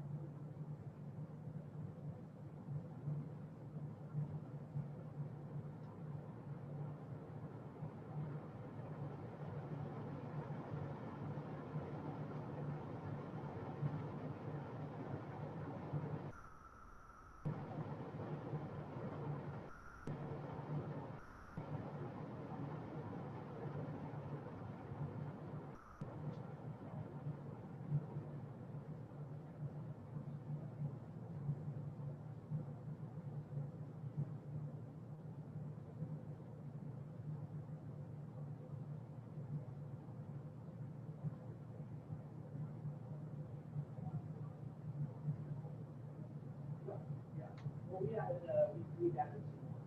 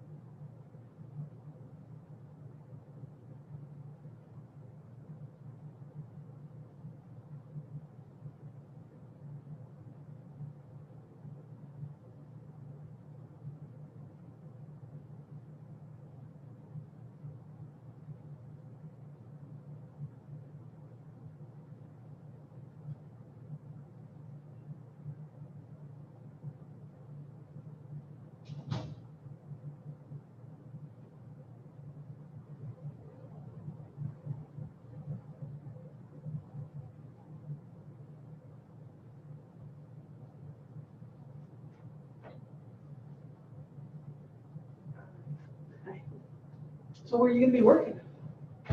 Perspective, where it's part of HP for the Navy contracts. Good. But this is a requirement for, Yeah, Sec Plus, and I decided to get Net Plus too, because I've been paying so much if I had it. Now my military, my GI Bill is. oh, good, okay, Yeah. all right, Yep. awesome, Yeah, I think it's a good move. yeah. Definitely sounds like it. I like security, but nobody listens to me. Right, well, and like I came from Taos Mountain, which is an IT company here in Boise, and even like some of their security protocols, like, it's just like, man, there's just things that could be better. Like, especially because they deal with like VA and things like that along those lines, and it's just kind of surprising the way that security is not locked down over there, but. Yeah, it's a learning thing. It's like I took my kid to, one of my kids to doctor out in Star where we live, right? Mhm. So I'm sitting out there because they didn't want me wrong with them, and I go and I sit there and I watch the lady get up and walk away from the front desk and go somewhere else, right? And I'm just like, I started like twitching, right, because it's bad. And then I walked, when she came back and I was just getting ready to check out, I was like, you know that you walked away from your computer and left it unlocked? Yeah. Well, I know, but it was just for a minute. I says, do you know that that's against HIPAA compliance, that's against HIPAA regulations, policies, and she's no one to me. I was, She probably didn't even understand what you were saying. she probably didn't, they should have trained them, Right. right? Yeah. It was a division of saying a funds or whatever, they should have been trained. Right. So I called up my I security. mean, they make you counterpart. read the HIPAA regulations every time you sign the little paper. Right?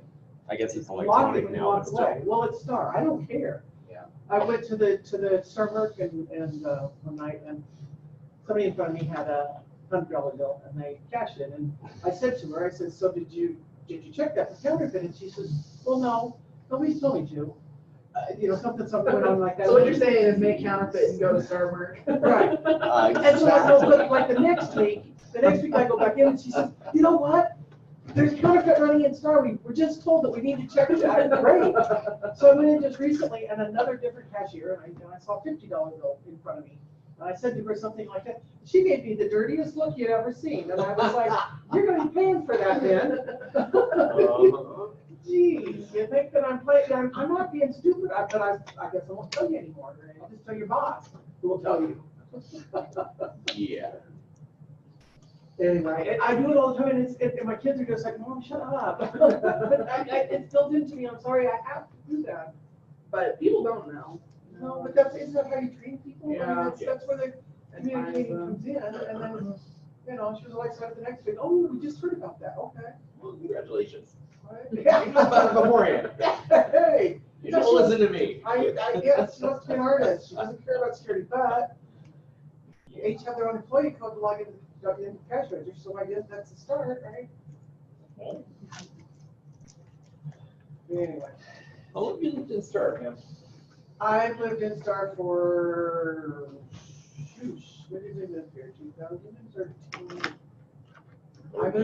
I moved into my current house in 2008. We lived there since 2002. 2004, so. I go back to when it was incorporated.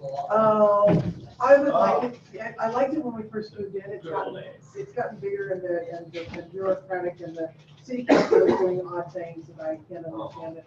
You know, why are they trying to do something like part of Canyon County and, What happens when places get bigger?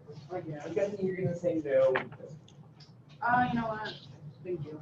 Of course. Mike, you already said you were gonna say no, but I'm looking along with. Thank you, I really appreciate it. Why are you saying no? He said he's on a diet.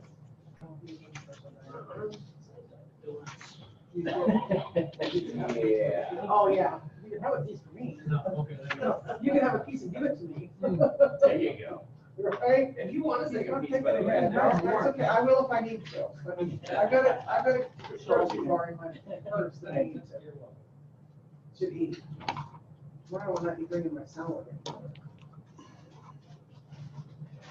Because I really didn't get time to make it today because I forgot, and it was like, oh, soup it is, and I didn't even get a chance to eat.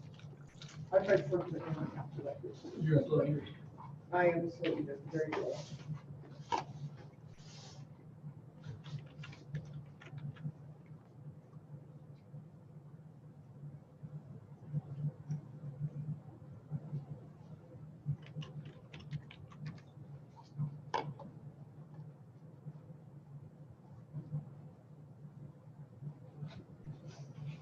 Oh, I should have done that. Is it my birthday? You think it's?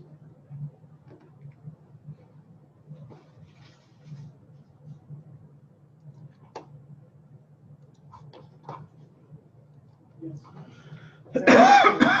Preschool and pleasant shade. I don't know where my I don't think so. I've got a coupon. Everybody get their shakes or slushies or? I got coffee. It wasn't half price. I'm very disappointed. It's all Oh, it is in the mornings. It is in the mornings. Oh. And then you get the ice coffees in the evening. right. That's all right. I'll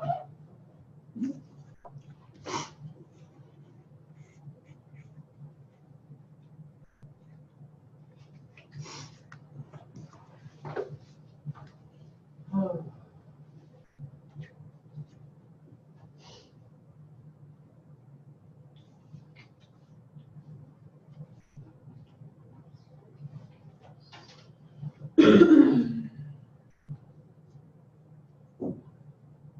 This is for next assignment.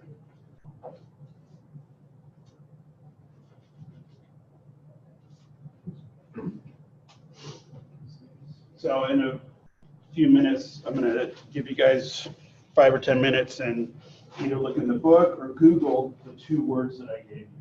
That'll finish up our chat, this first module. And you can write on the cards, I don't need them, where you can just memorize what you want. Who's giving me spearfishing stuff? Well, Yeah. How's you what? I know what to do with them. Don't tell them. I talked really loud so you could try to hear it through the door. I was talking with Jim because we were talking more star. Yeah, tell Sorry. people. That's okay. No, it's a couple terms. I'm going to give you, I'm going to go through a couple more slides and then I'll give you 5 minutes or so to look up those 2 topics. Either they're part of the next unit, so you can look in the book or Google and then just tell the rest of us what you think. Earthworms. I've got it down. Night crawlers. You can Night fish crawlers. with them. Hey, if that's what Google says, right? Wikipedia must be true. Right? I can change it for a while. All right, security policies. I think anytime we have a policy, it is there to follow. It just depends on how does an individual or an organization enforce that policy. Sometimes it's being written up, other times it's you lose your job, other times it's just kind of a slap on the wrist, or sometimes it's nothing. There's a policy and it's just there for kind of a good, nice little outline. Risk assessment, just because there's a risk, do we have to handle it or deal with it? What do you think? No. No, we choose to. If we understand the risk assessment is taking the value of that risk. What is the financial or time or loss of information, and is it worth putting the resources into it? And a lot of times this is the attorneys, and you have data analysis and all these guys saying, but then you have the other extreme, like with airbags. And so they buy airbags, all these companies, and then people start dying because the airbags explode and kill people. And so that's one extreme where the risk assessment was not done correctly. So dealing with our risk assessment, we also, in my opinion, this area, we have to get multiple people involved. So it's not just IT, but how do we deal with HR? What is their consideration of risk assessment, or accounting, or executives, management, whatever we choose to? It's going to be the business, because we can as security people say, here's the risk. Now you need to decide if it's worth the paying of the fines or the fees or whatever it is. And no, if it's not, if it's only going to be $100 or a slap on the hand, then we're going to accept that risk. And no, we're not going to put security measures in. Exactly. It's not worth the time for the number of times we have to issue $100. Right. But we also learned that, can you sign off on that? I want you to. Right, and make sure that they sign off, Correct. the business sign off. Correct. So there's a chain of command, and some of these, well, actually a lot of these things, to me, are learned through experience, and sometimes it's bad experience, but in the future it becomes good. If you get a chance, if we have time, you can watch it. There's a really good motivational speaker Jocko, Jocko. And if you get a chance, he has this video. I shared it with Jess a couple weeks ago, and it's called Good. It's about 2 minutes long. There's music to it. He's a former Navy SEAL, and he talks about this guy, has this problem, and he's going to Jocko for advice, and he goes, I already know what you're going to say. He's like, what? He says, you're going to say good. Well, yeah, of course. So when you lose, something happens that's bad, it's still good because you learn from that experience. So how are we taking the value in that? So tested, procedure, security controls, and then finally, how do we comply or follow up with that? Do you guys have a test environment at all? Test platform? Like another physical network that you're testing? No, we do it on our production by now.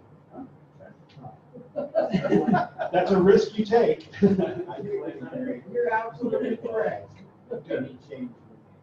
Do you have like test user groups and other groups of Yes. GPOs or OUs? IT, HR, and then a group of some different departments.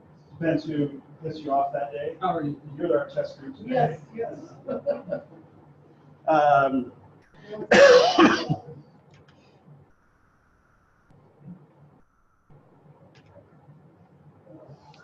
Questions on roles or responsibilities? We know what our roles and responsibilities are.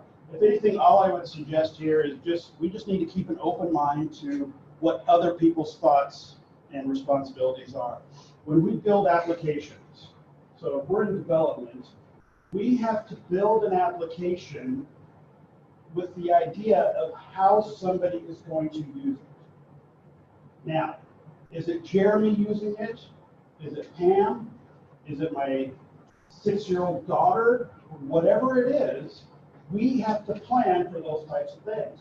I remember this, somebody shared the story with me. I don't know if it was him or somebody else. He was building an application, and one of the things they had to build was what we call error handling. So when you build an application, and we build it into it so that if you ever encounter an error, like you go to open up a file and the file isn't there, and it comes up with an error, instead of crashing the system, we are going to, through code, pop up a window saying that file does not exist, can you please select a different file? Now, we see those messages because the programmer chose for me to see those. If he didn't do that, he or she didn't do that, the program would just die, and I started up again. All right, let's try and grab, why isn't it letting me grab this file? Maybe it can only be a PDF file, and I'm trying to grab a PowerPoint file. So, as a developer, we have to plan for what everybody may or may not do out there.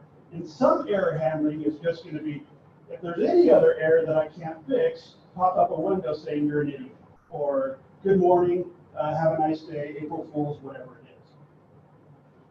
So we get into error handling as far as a way to handle it. And so this one guy, it was a senior project or dissertation or whatever it was, and his project was on how to handle errors of different kinds.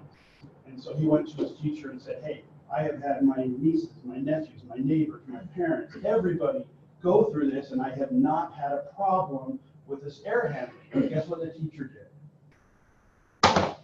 Killed it. Killed it dead. He never planned for somebody sitting on the keyboard and hitting all the keys at once kind of a thing. So we still have to be able to figure out what these kind of things are. So what is your responsibility? We typically have our managers, technical, non-tech, legal, regulatory, consultants, right? We bring them in because of their professionalism and their expertise kind of a thing. But a lot of this is just going to say we just need to keep an open mind and realize that certain people think differently and have different responsibilities, and we want to try to include those. Everything we talk about has balance. I don't need to talk to 1,000 users to get a user's idea. I can set up a baseline and then kind of work from there as far as that goes. So, security competencies. Participate in risk assessment, testing. Some have actual test platforms, separate test networks. Their test network is production. I know at Western States, they have a group of power users that they use as a test group. And there's some other users, non-user accounts that are out there as far as group policies and some of those kind of things. So they're testing it with the other IT people. So if there's problems or not, it can be a little bit easier fixed. Specify source, install, configuration devices. We talked about bring your own devices. Some of you guys are going to understand what your devices are. Laptops, mobile devices, tablets, workstations, anything else? As far as users, right? Servers, all that stuff is out there, but we're not necessarily. Do you guys have any special third-party applications like Oracle or anything that's legacy-based applications? And if you do, who maintains those? Some old Fortran trainer or COBOL trainer who's making $300 an hour because nobody else programs in that language anymore and you can't get rid of it. So when we talk, where do we get these installation files? Do you guys use any software deployment tools as far as imaging? SCCM. Okay, so Microsoft's tool. Okay. VMware was a tool. We used to use Alteris years ago where we could deploy classrooms. And if you go out to DirecTV, their technical support policy is if one of their staff has a problem with their computer, they immediately re-image it. Yay! That's it. And they figure that if there's, oh, I have a file saved on it. Our policy says if personal information is saved in your H drive, it's on the local computer, if they even have a policy that allows it, then you've lost it. But that's your choice to do that. So they figured that 85% of their problems are fixed just by a quick image, which means Killian doesn't have to walk out there. He doesn't have to even remote in. He just goes through, deals with, boom, you're done. Boom, you're done. And so for them, they've taken the risk assessment. They've looked at the alternatives and said, this is the easiest for us. CenturyLink would be very difficult to do that. If you're out at CenturyLink, I don't know if it's the same today, but at one point, it took a computer to start up about 25 minutes. Wow. Because they were loading 14 or 15 different applications in a specific order for different services. Mm-hmm. How do we connect to the remote stations? How do we check the fiber connection? How do I ping your computer? I've got remote help. I've got all these other third-party tools from Zyxel, their application and their remote tools or their CenturyLink modems. So you're talking 25 minutes for 1,000 people every day of wait time. So where is the cost in that? It is a tremendous cost.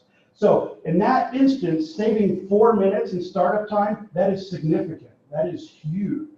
But we still have to deal with how are we specifying our particular software, our installations. We have tools that are in place to optimize this and make this very easy for us. I have imaging tools where I can just put Windows 10. I can also drop Office, Adobe. I can drop an image on it that is fully configured already. So there are tremendous tools out there to assist us.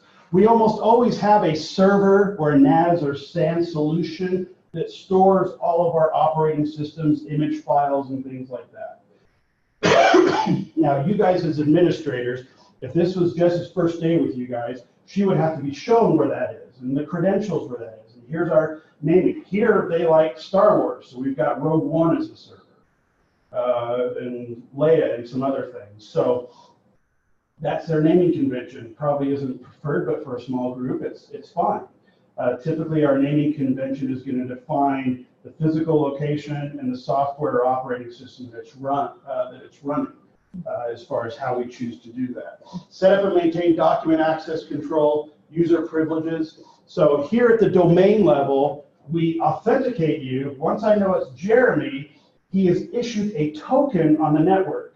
And that driver's license says he is a member of these 10 groups, and within those 10 groups, he has this level of access. Full control, read-only, whatever it may be. And so that ticket goes around with that domain account, and if he clicks on a folder to open it, oh, there it is, he's full control, boom, and it lets him in. Otherwise, it's gonna say, sorry, access denied. So dealing with user rights, and we set up a domain because it makes it very easy for us. And we're talking NTFS permissions. Most of us on the network deal with NTFS. If we don't have NTFS, how do we deal with security? It's just through the share. We just have shared permissions. And there's only 3, full control, read, write, and that's it. So when we set up our network, we use NTFS permissions, and that gives us actually there's about 13 or 15 special permissions together that give us read-only or full control, right? So I can read and I can list the folder contents. And we know if it's NTFS, right? If I right-click on a folder, go to Properties, I see that Security tab. And if I see that Security tab, I know it's at least NTFS. Anybody know what the new file system is in Windows Server since 2012? Starts with an R. It's the Resilient File System, REFS. Resilient File System. Now, who remembers FAT32? What was the big limitation with FAT32 file system? One primary partition, or then alternate ones. And they could be how big? 2 gigs, 4 gigs. We are very limited in their size.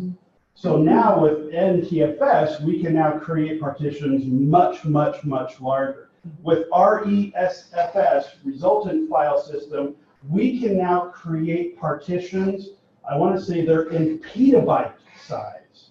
So we're not gig, we're not tera, right? We're peta, exo, yoda, I forget what all the other ones are. So we can go, we're talking now, the file system allows volumes that are just astronomical in size. And that's what REFS allows us to do. But we're still dealing with the same security permissions. So we have our token on the network. Sometimes that token says, Jess, you're allowed, but I have your username, I have your password, I need your smart card. Give me that 6-digit PIN number, and then wait a minute, you have to wait for it to recycle, so we have another 60 seconds to go through and do that. Do you guys use smart cards at all? Or the secure IDs? No. So that's gonna give us another level of security. Do you guys deal with retina biometric? Okay. We have some. Okay. And not like mobile phones, like your thumbprint, those kind of things, although those are cool. Western States, earlier, so I had this guy, Brandon, in class. He did the whole security CompTIA Microsoft classes. And when he started out, he works out at Western States. He was their HQ kind of by the freeway and Meridian Road next to the water park, big Caterpillar place. And when he first started at the beginning of the year, anybody who had a key to the building had a key to their server room.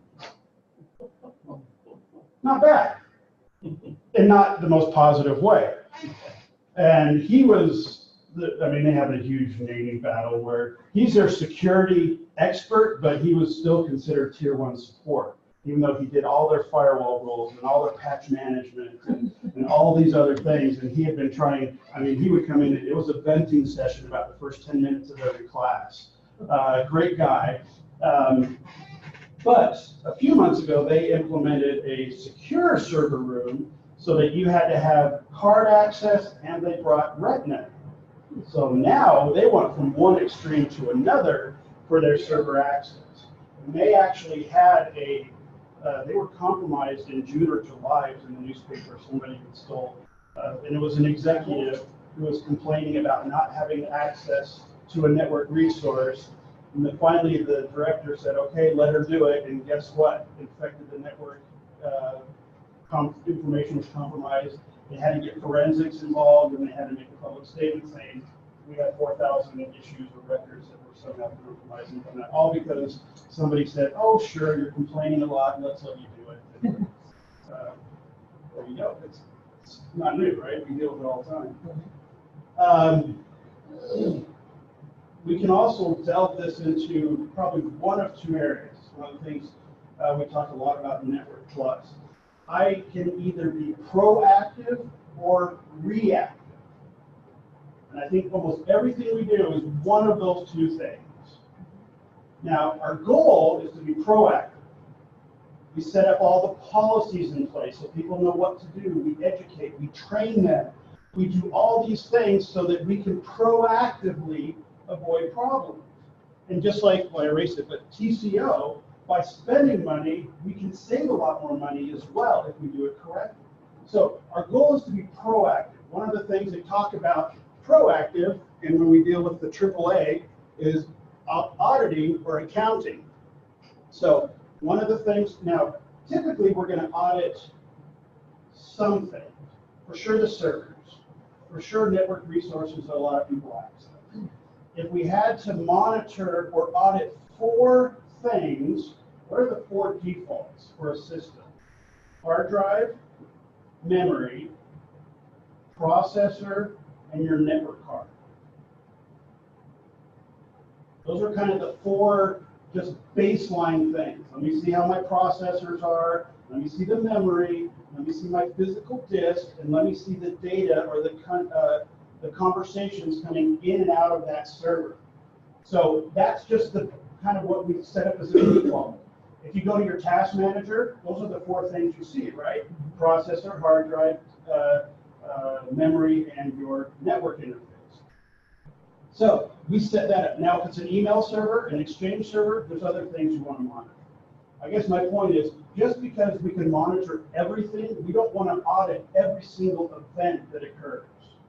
Because now we're basically saying, I am keeping track of every single person that clicks on and or does anything to that system. So what we do is we set up our baseline. We set up basic auditing, especially on those resources a lot of people access. And if we have a problem or we anticipate a problem, what do? Flip the switch and start logging everything at that point. Why? So that if we have to, we can go back to that record or at least see the documentation. So I think a lot of it is going to be either proactive or reactive. We hope to be proactive. The real world tells us that, yes, Killian has 8 things to do every day. Let's just add 8 more things. No, it's just not physically possible. So we are reactive. We do the best that we can. Security incidents, there's most likely, again, a policy in place. If there's something that happens, by who, what, where, when, why, somehow keep that documented. Create tests, right? How do we test our disaster recovery plan? Here, let's throw a bucket on the server, of water on the server, and see if our disaster works or our recovery works. No. I love the idea when people test their UPS systems and it's not set up right, so they shut off the UPS and they plug their computer into it and it fries their computer.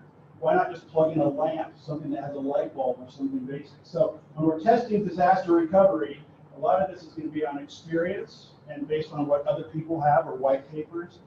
We don't want to necessarily do live testing, but you hopefully have some sort of a procedure recovery plan in place.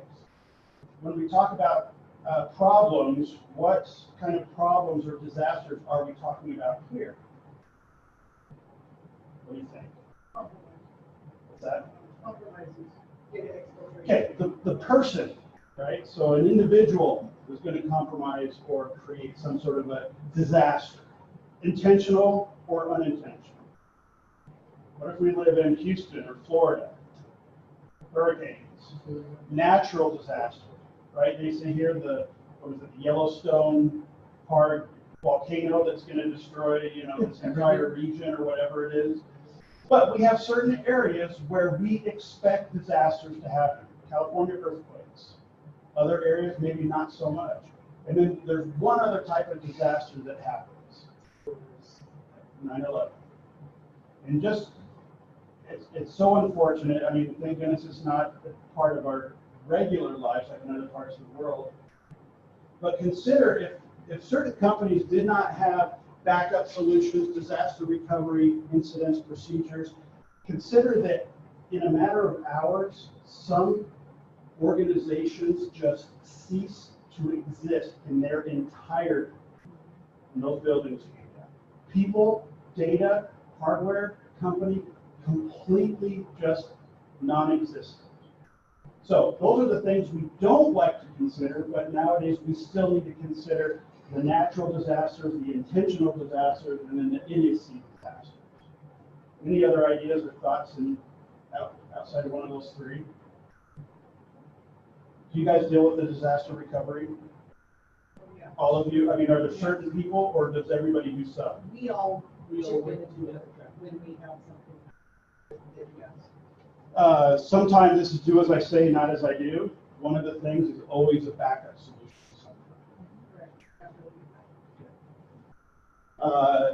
Now, you have backup solutions because you've had a problem, or in case there's a We problem? had problems, we've had backups before there were problems. Well, yes, before there were problems. Forgive me for you and I.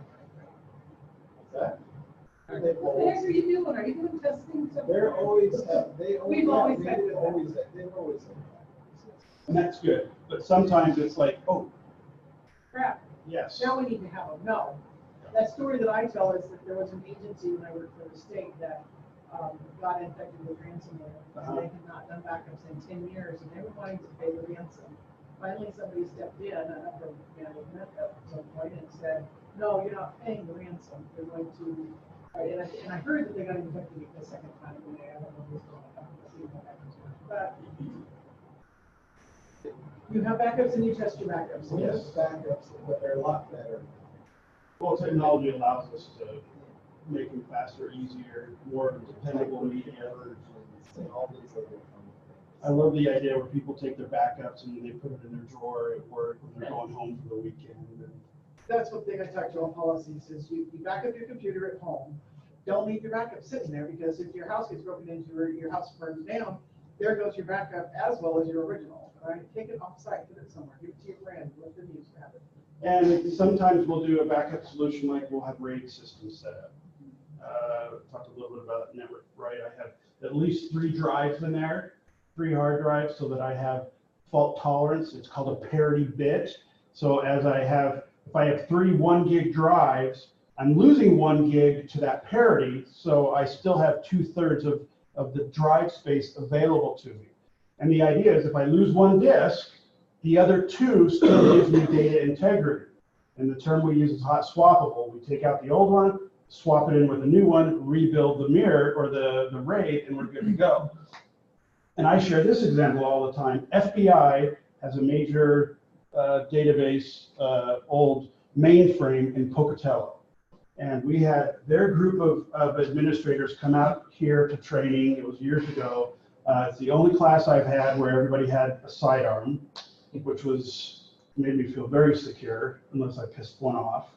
But they were doing the 4 server classes, and like in the second class, it was Tuesday or Wednesday, and the main manager had to go back to Pocatello and was very upset because one of their drives, they had lost one of their disks in their mainframe in Pocatello, and it was set up on a RAID 5, and it happened the day before. And they had hot swappable solutions, but the administrator that stayed behind did not swap out the drive, and the next morning they lost their second disk.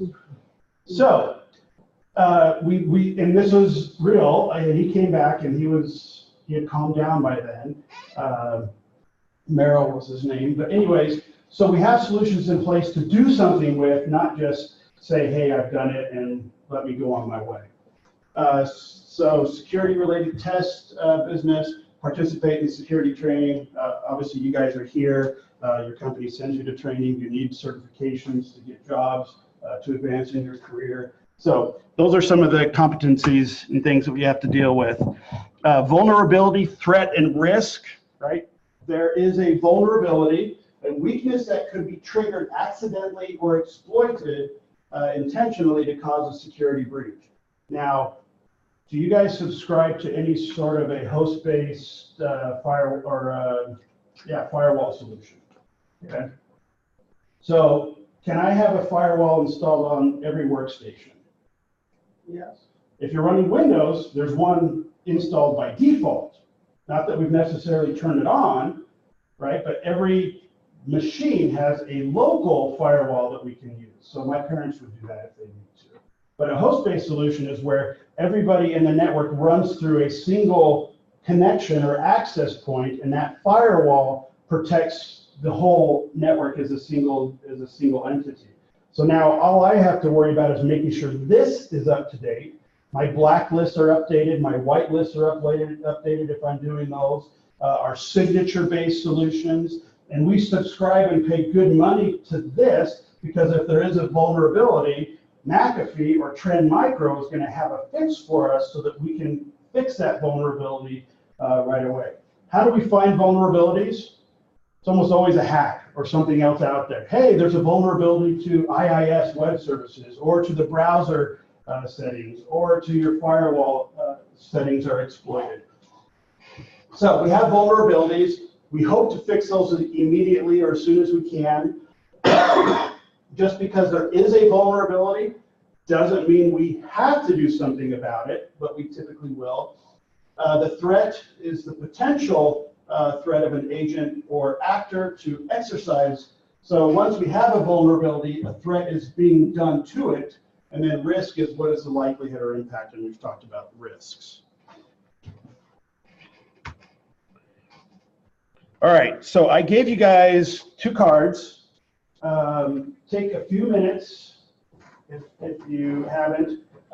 In the next several pages in the book are going to talk about needs as far as like phishing. We've got our rootkits, some of those kind of things. You can look in the book, you can Google, just write it down, and then after 5 minutes or so, we'll go through and let each of you kind of explain what you think those items are. You can work together if you have questions.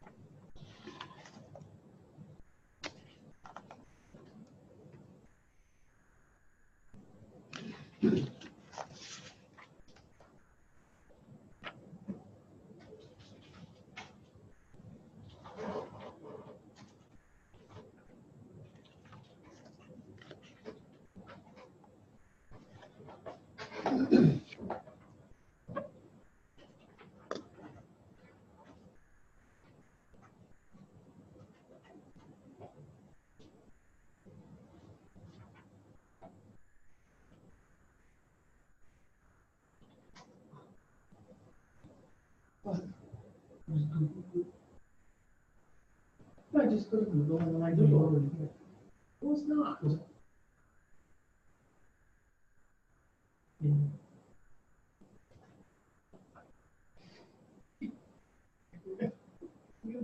You shoulder surf, I need to go somewhere else. Here, I can sit by you. You're still driving back. Fine, I'm driving back, good. And Jeremy's sitting in the front, you sit in the back seat, you're quiet. That's what I gotta say. We're C right there. I'm gonna get a worm bad. It's like 3 levels of 5 levels, what? I don't like their description. Oh, very anyway. Okay, I didn't write that for that. Where's what new?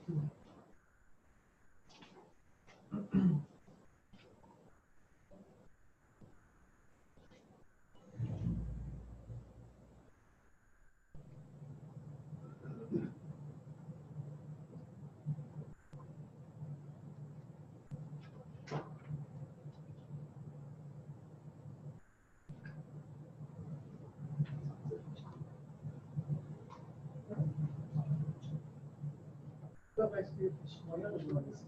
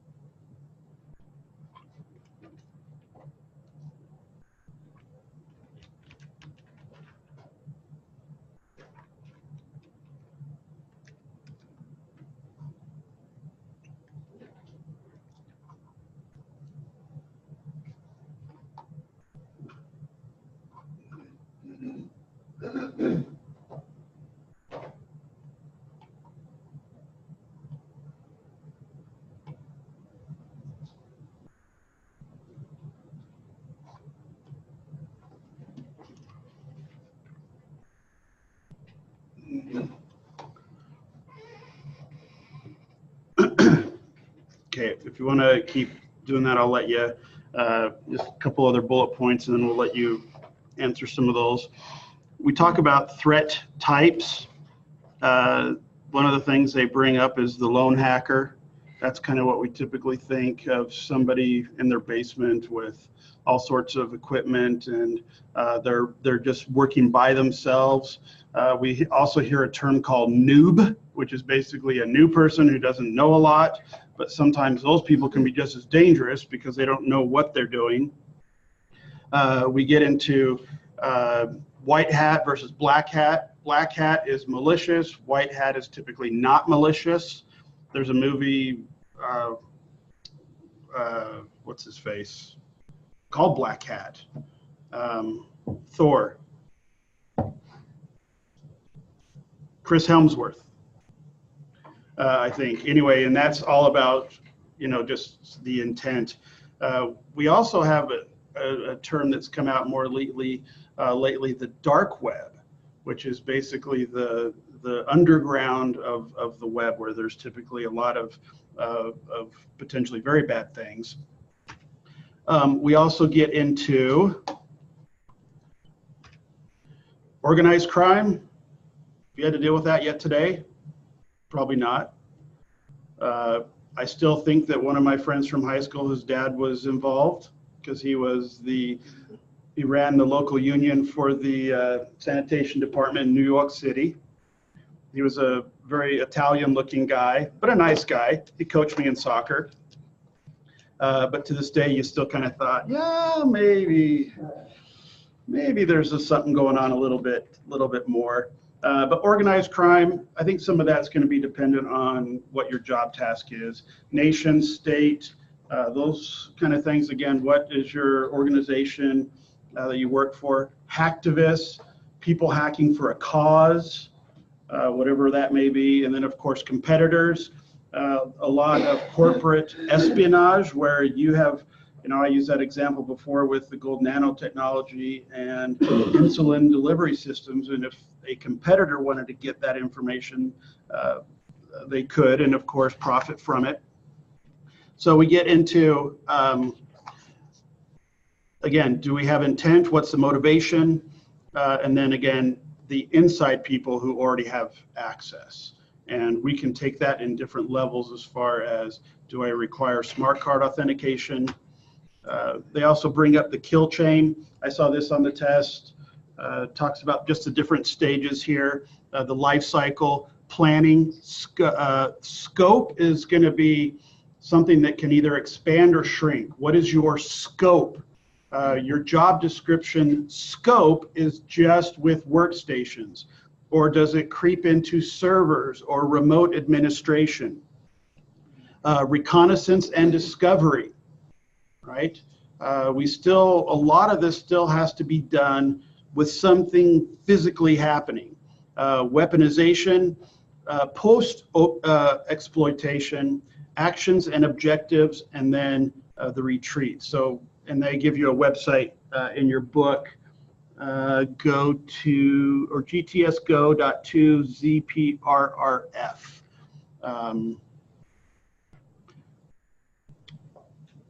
Oh, what's that? Yeah, it's on the previous. Is it? Okay.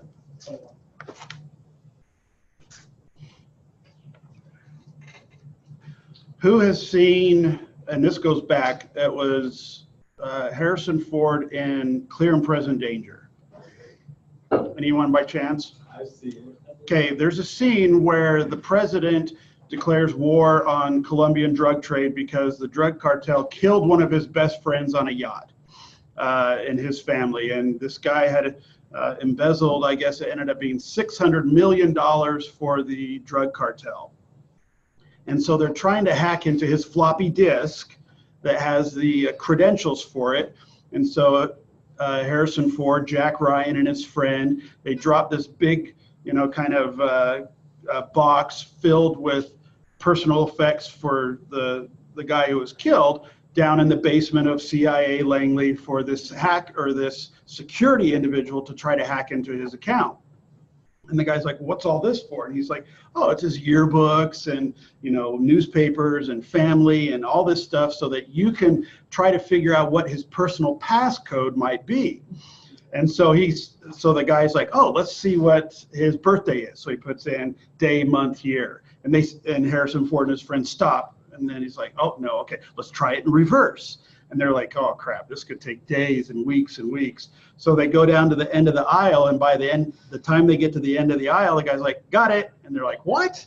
He goes, it was like the wife's birthday, the daughter's birth month, and the son's birth year. And then he's like, but it wasn't in reverse. So we can get information that way. And that, it's a movie. There's probably some truth to it to a certain extent. But when we talk about reconnaissance discovery, we do need to be careful. Having a secure password does not necessarily make it secure.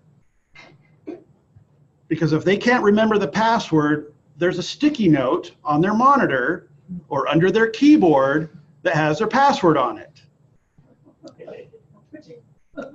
Right? Or you look in the drawer, whatever it may be. So just because we expect it to be more secure doesn't necessarily mean it will be.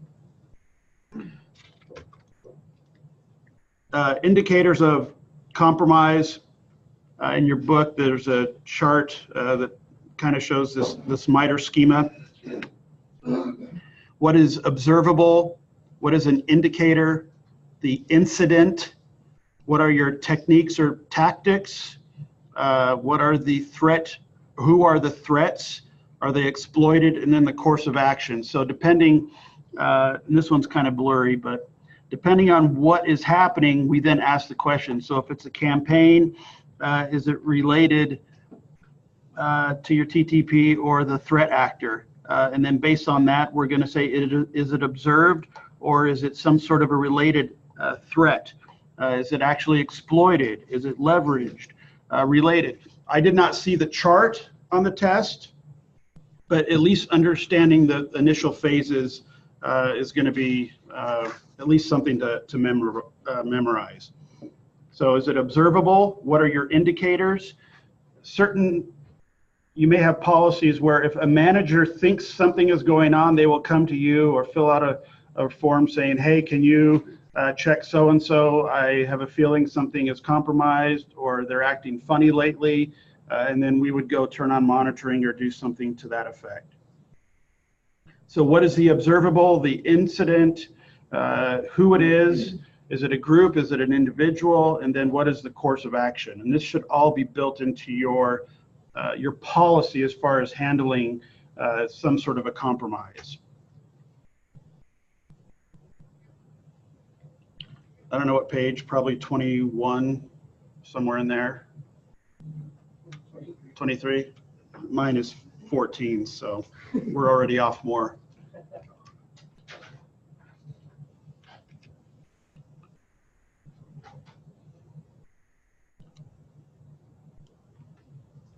So there at the bottom of that page, whichever one it is, it's got the threat intelligence. There's just links for different products. So they give you links as far as SANS, Microsoft Symantec. You can just bookmark those. Those are just for your resources. I don't know that I would go to those as much as I would just Google, different tools or different threat indicators. But they do give you some resources there. I don't think there's a QR code for it, but.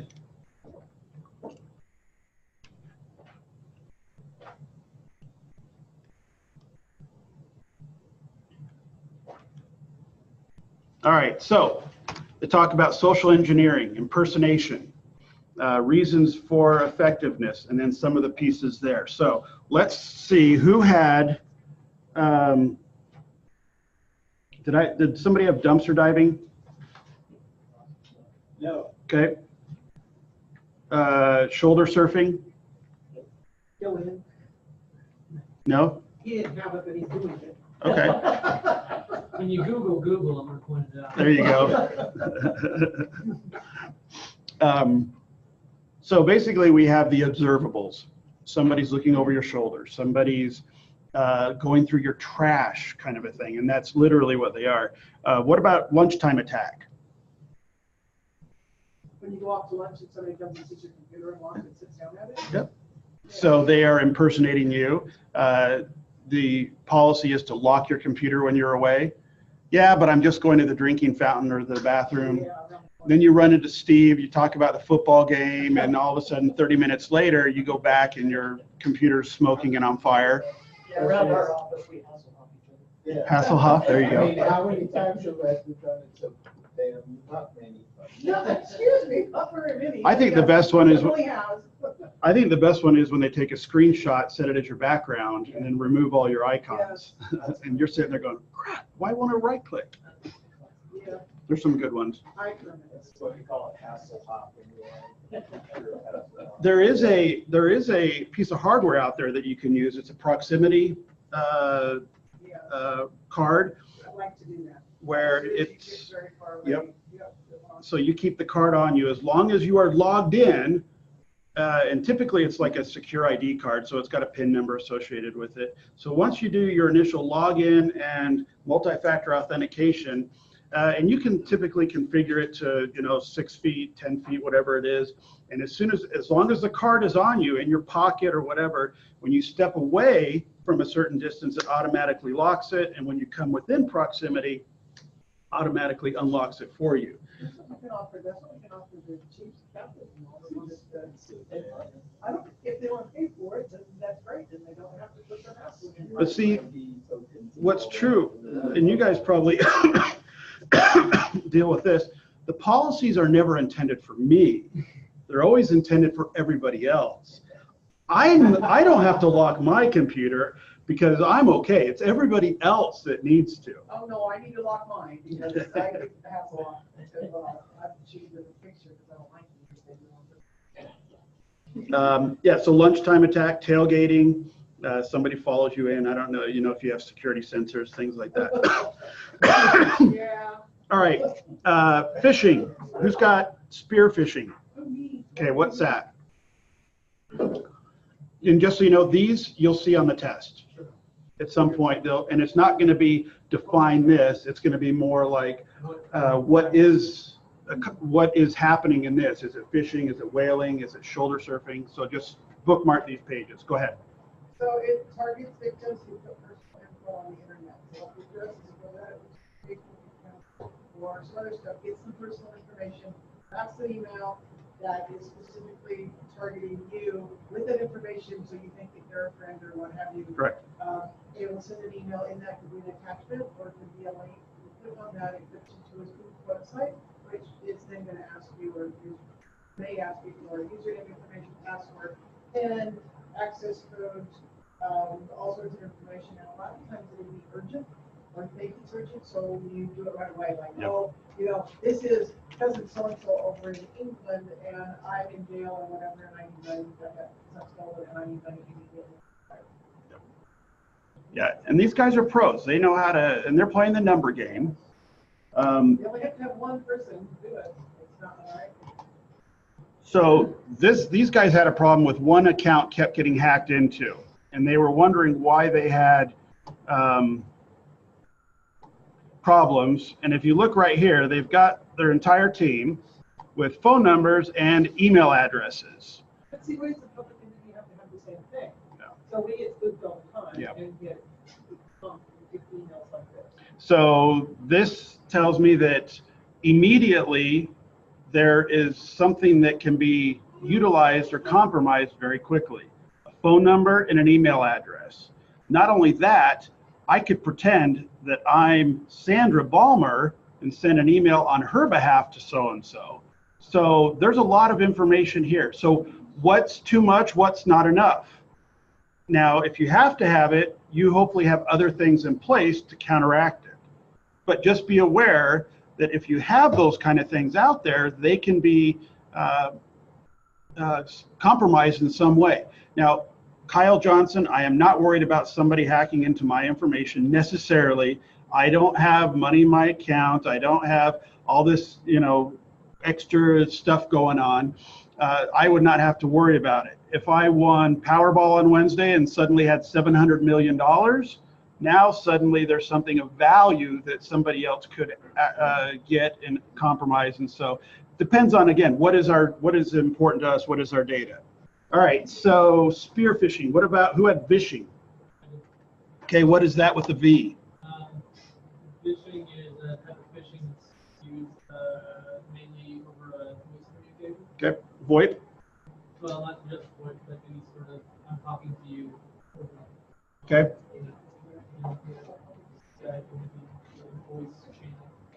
Okay, so somebody's going to pretend that they know you and say, hey, by the way, can you go to the safe? I'm going to be by in a couple hours to pick up that money and do something like that. So, or call at 3 in the morning. Hey, Grandma, I'm in jail. Can you, this is your cousin Timmy or whatever it is. Okay, vishing, SMS text. Okay, farming.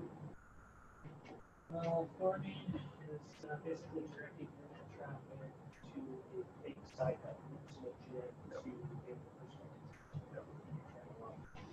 password, Okay, and then they can, anytime you input anything, those values can be grabbed in some way. A lot of times looking at the URL of the sending host will kind of give away a clue. I took a couple screenshots. I had through I got my Gmail account back in like 2000, back when you had to issue a request to get Gmail. So somebody had to actually invite you for a free Gmail account. So I'm Kyle Johnson, the number 5. So I was pretty lucky to get in fairly early. And a couple weeks, a month or so ago, I got an email saying your request to close your Gmail account has been confirmed. And I opened it up and looked at it, and sure enough, that's what the message was. But if you looked at it, it was from @betty.7923 blah blah blah, and then it had the other people that were on that particular list. So immediately I knew what it was, and I immediately quarantined and deleted it. I've trained my my daughters are 16 and 18. They're still at home. But I've trained the 3 women in my life, my wife and 2 daughters, fairly well. And so I'll get questions every once in a while. Hey, Dad, is this good? Is this bad? Is this invalid? So, and almost always it's no, don't do it. But some of that education or training has come in because these guys do make it look legitimate. And sometimes it is too late where it's suddenly like, crap, I gave them that information and, you know, there was so much pressure to do it. And so that's one of the ones we definitely have to be careful of. What else is related to our farming? DNS forwarding, right? So somebody that will superimpose or change the DNS, domain name to IP address. So we get some of those pieces as well that we have to be careful of. Yep, thank you. Watering hole. I got that. Okay.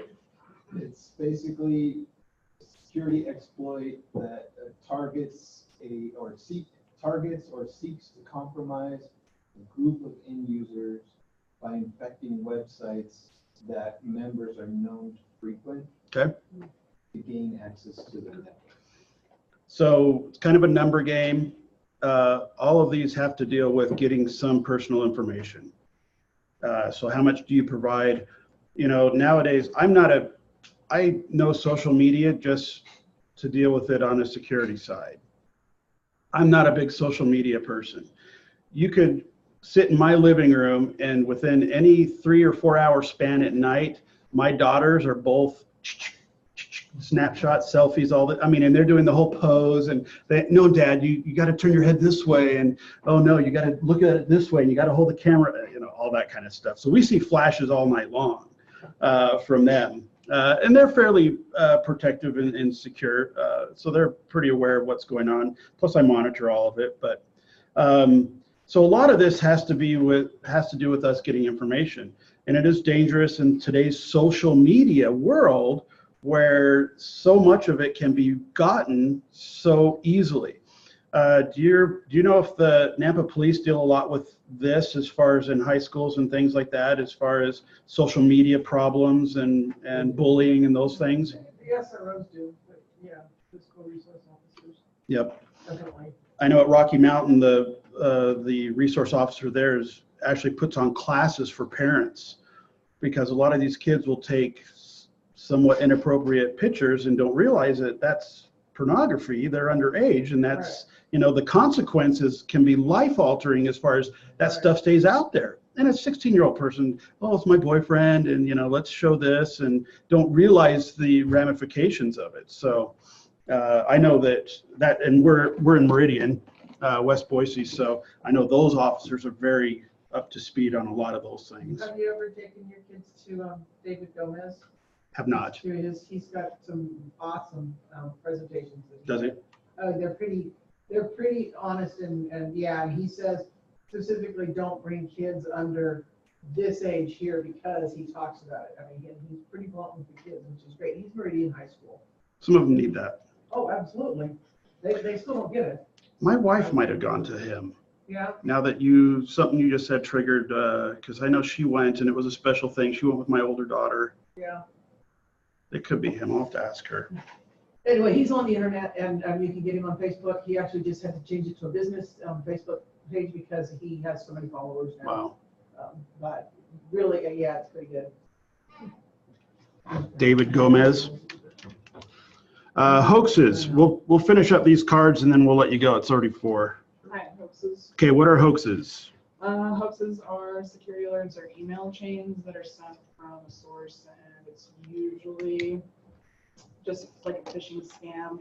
They're not really looking for anything sometimes, okay. Or they are looking to get in for like login credentials or okay. something along those lines. Yep. So a lot of these terms, if you understand what a hoax is, it kind of implies or makes sense to it. Very good.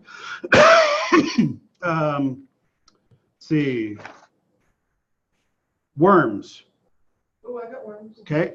Well, I don't got worms. Is that the name of your store? That sounds fun. That was on Grumpier Old Men, I think. It's like, oh, I opened up my store. I got worms. But I have been looking at one of those 7-layer worm things to put out on my back porch. compost and stuff. Anyway, besides that, similar to viruses, they replicate copies of themselves and cause damage. Worms are standalone. They don't need a program or a human to propagate. Okay. You don't need something like something to click. Worms come in through vulnerabilities to the computers, and they take advantage of transport features so they can travel unaided, so they can travel on their own. It's yeah. And there's almost always a trap or a trigger that causes it, whether it's a time, whether it's an event, and it just kind of lays in Which could, wait. sit there for a while Yeah. and fester and wait for you to. Well, it's just like when Target was compromised and they let the public know, it didn't just happen. I mean, it happened months and months and months prior, but once they went through all the findings, then they came out and let us know. My mom, again in Jersey, my mom and dad were out to dinner, and I still remember this, where my mom had her purse on her back of her chair, and she kind of was careful about it, but there were these 3 kids behind them that were very obnoxious, and it turns out that they took her wallet out, took out 2 credit cards, put the wallet back in, and my mom didn't realize there was a problem for a period of time, because she's thinking, oh, my wallet's here, my money's here, license all this stuff, but they were very meticulous, and sure enough, $4,000, $6,000, $8,000 later, they bought TVs, they went to IKEA and all this stuff, and my mom was not charged for those things because they could tell they were happening all over the tri-state area. But I mean, that was a smart thing to do. If your whole wallet went missing immediately, you know something. And they were also doing it in such a way that they were creating some sort of a distraction. Logic bomb. Yes. So you kind of described it already with the worms. It's a virus that is triggered by an event or a time. But it also says it does not need to be a virus. It could just be unwanted or unknown to the user. Okay. Anything that's at least semi-malicious. Correct. It doesn't have to be bad. It's just not yours. Right. Check that one, because I know most people have seen a test question on the logic bomb. Sure. On their test. Backdoor. I have backdoor. Okay. Basically, it's a user that finds a vulnerability in a web app that needs to be installed for really any kind of application that you might be using, and then bypasses the authentication procedures to access the system. Okay. And basically, it's just used to gather file servers, databases, that kind of information. Yeah, once we can get on the network, we can get a lot of information. Even the way you name your servers is going to tell me what are most likely domain controllers or DNS servers or DHCP servers, and then I can react accordingly. Sometimes backdoors aren't necessarily bad. I know as an administrator, I almost always create a backdoor account, admin account, so that if one account is on the admin side is compromised, or I can't get into mine, there's almost always a key. But this is me as the contractor owning the business, so it's my piece. But we do need to be careful that other people don't elevate their permissions and create those type of accounts. Yeah. You can still get in the back door. Anybody have keyloggers? What the hell that was supposed to It was smarter than me, and I can't figure out how to do a back door. So you're the sysadmin, and you can do that. So I always look at sysadmin, but I would never do anything. I don't do it because you're good for life. Did anybody have keylogger? I don't know if I wrote that down, but that's just somebody grabbing your keystrokes. Again, not necessarily bad. We can set up keyloggers for our employees to make sure that they're doing things. So we can be proactive that way. The example I'll share later in the week, we actually had to set that up for one of our executives down in San Diego because of problems. Rootkit. I got that. Okay. It's basically a set of software tools that, well, I'll read this information. I like it. A rootkit is a program, or more often, a collection of software tools that gives a threat actor remote access to and control over a computer or other system. While there have been legitimate uses of type of software, such as by remote end user support, most rootkits open a backdoor on a victim's system to introduce malicious software such as viruses, ransomware, keylogger programs or other types of malware, or to use the system for further network security attacks. Rootkits often attempt to prevent detection of malicious software by endpoint antivirus software. They're often delivered by phishing attacks or social engineering. And it's basically get access to the system. Okay, so now, but it's doing it at a specific point. If I were to say, have you guys rooted your phone, what does that mean? Basically override the- Right, you're replacing the core kernel with one that allows certain things to be done, gives you more access, more features. So when we say kernel, that's basically after our computer goes through the bootp, the bootstrap protocol, and before it installs the operating system, it's loading kernel processes. Rootkits typically get put in right then. Correct, at the hardware layer, which means they're harder to detect when the operating system is running on top of them.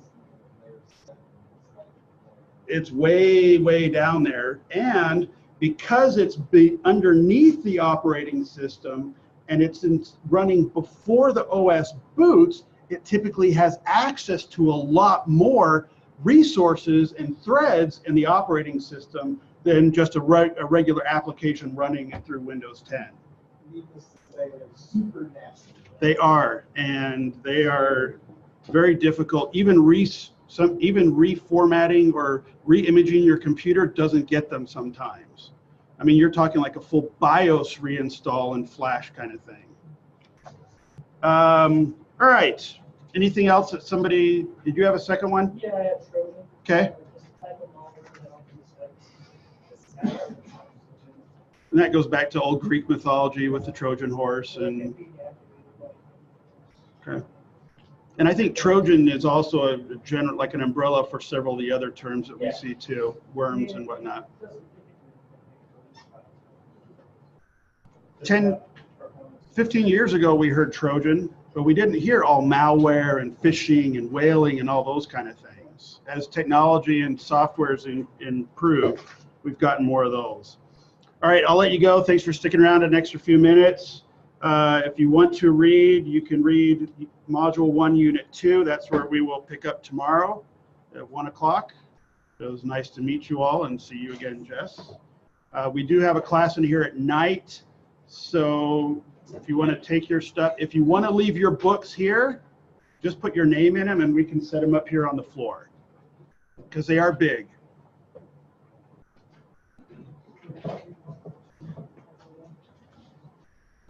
You doing okay, Jess? You okay with the class? If you have questions, just write them down. We got spoiled the last couple of weeks. So, but just so you, if you and I need to do some other stuff, we can. See, and it's exactly. Because they're the ones who were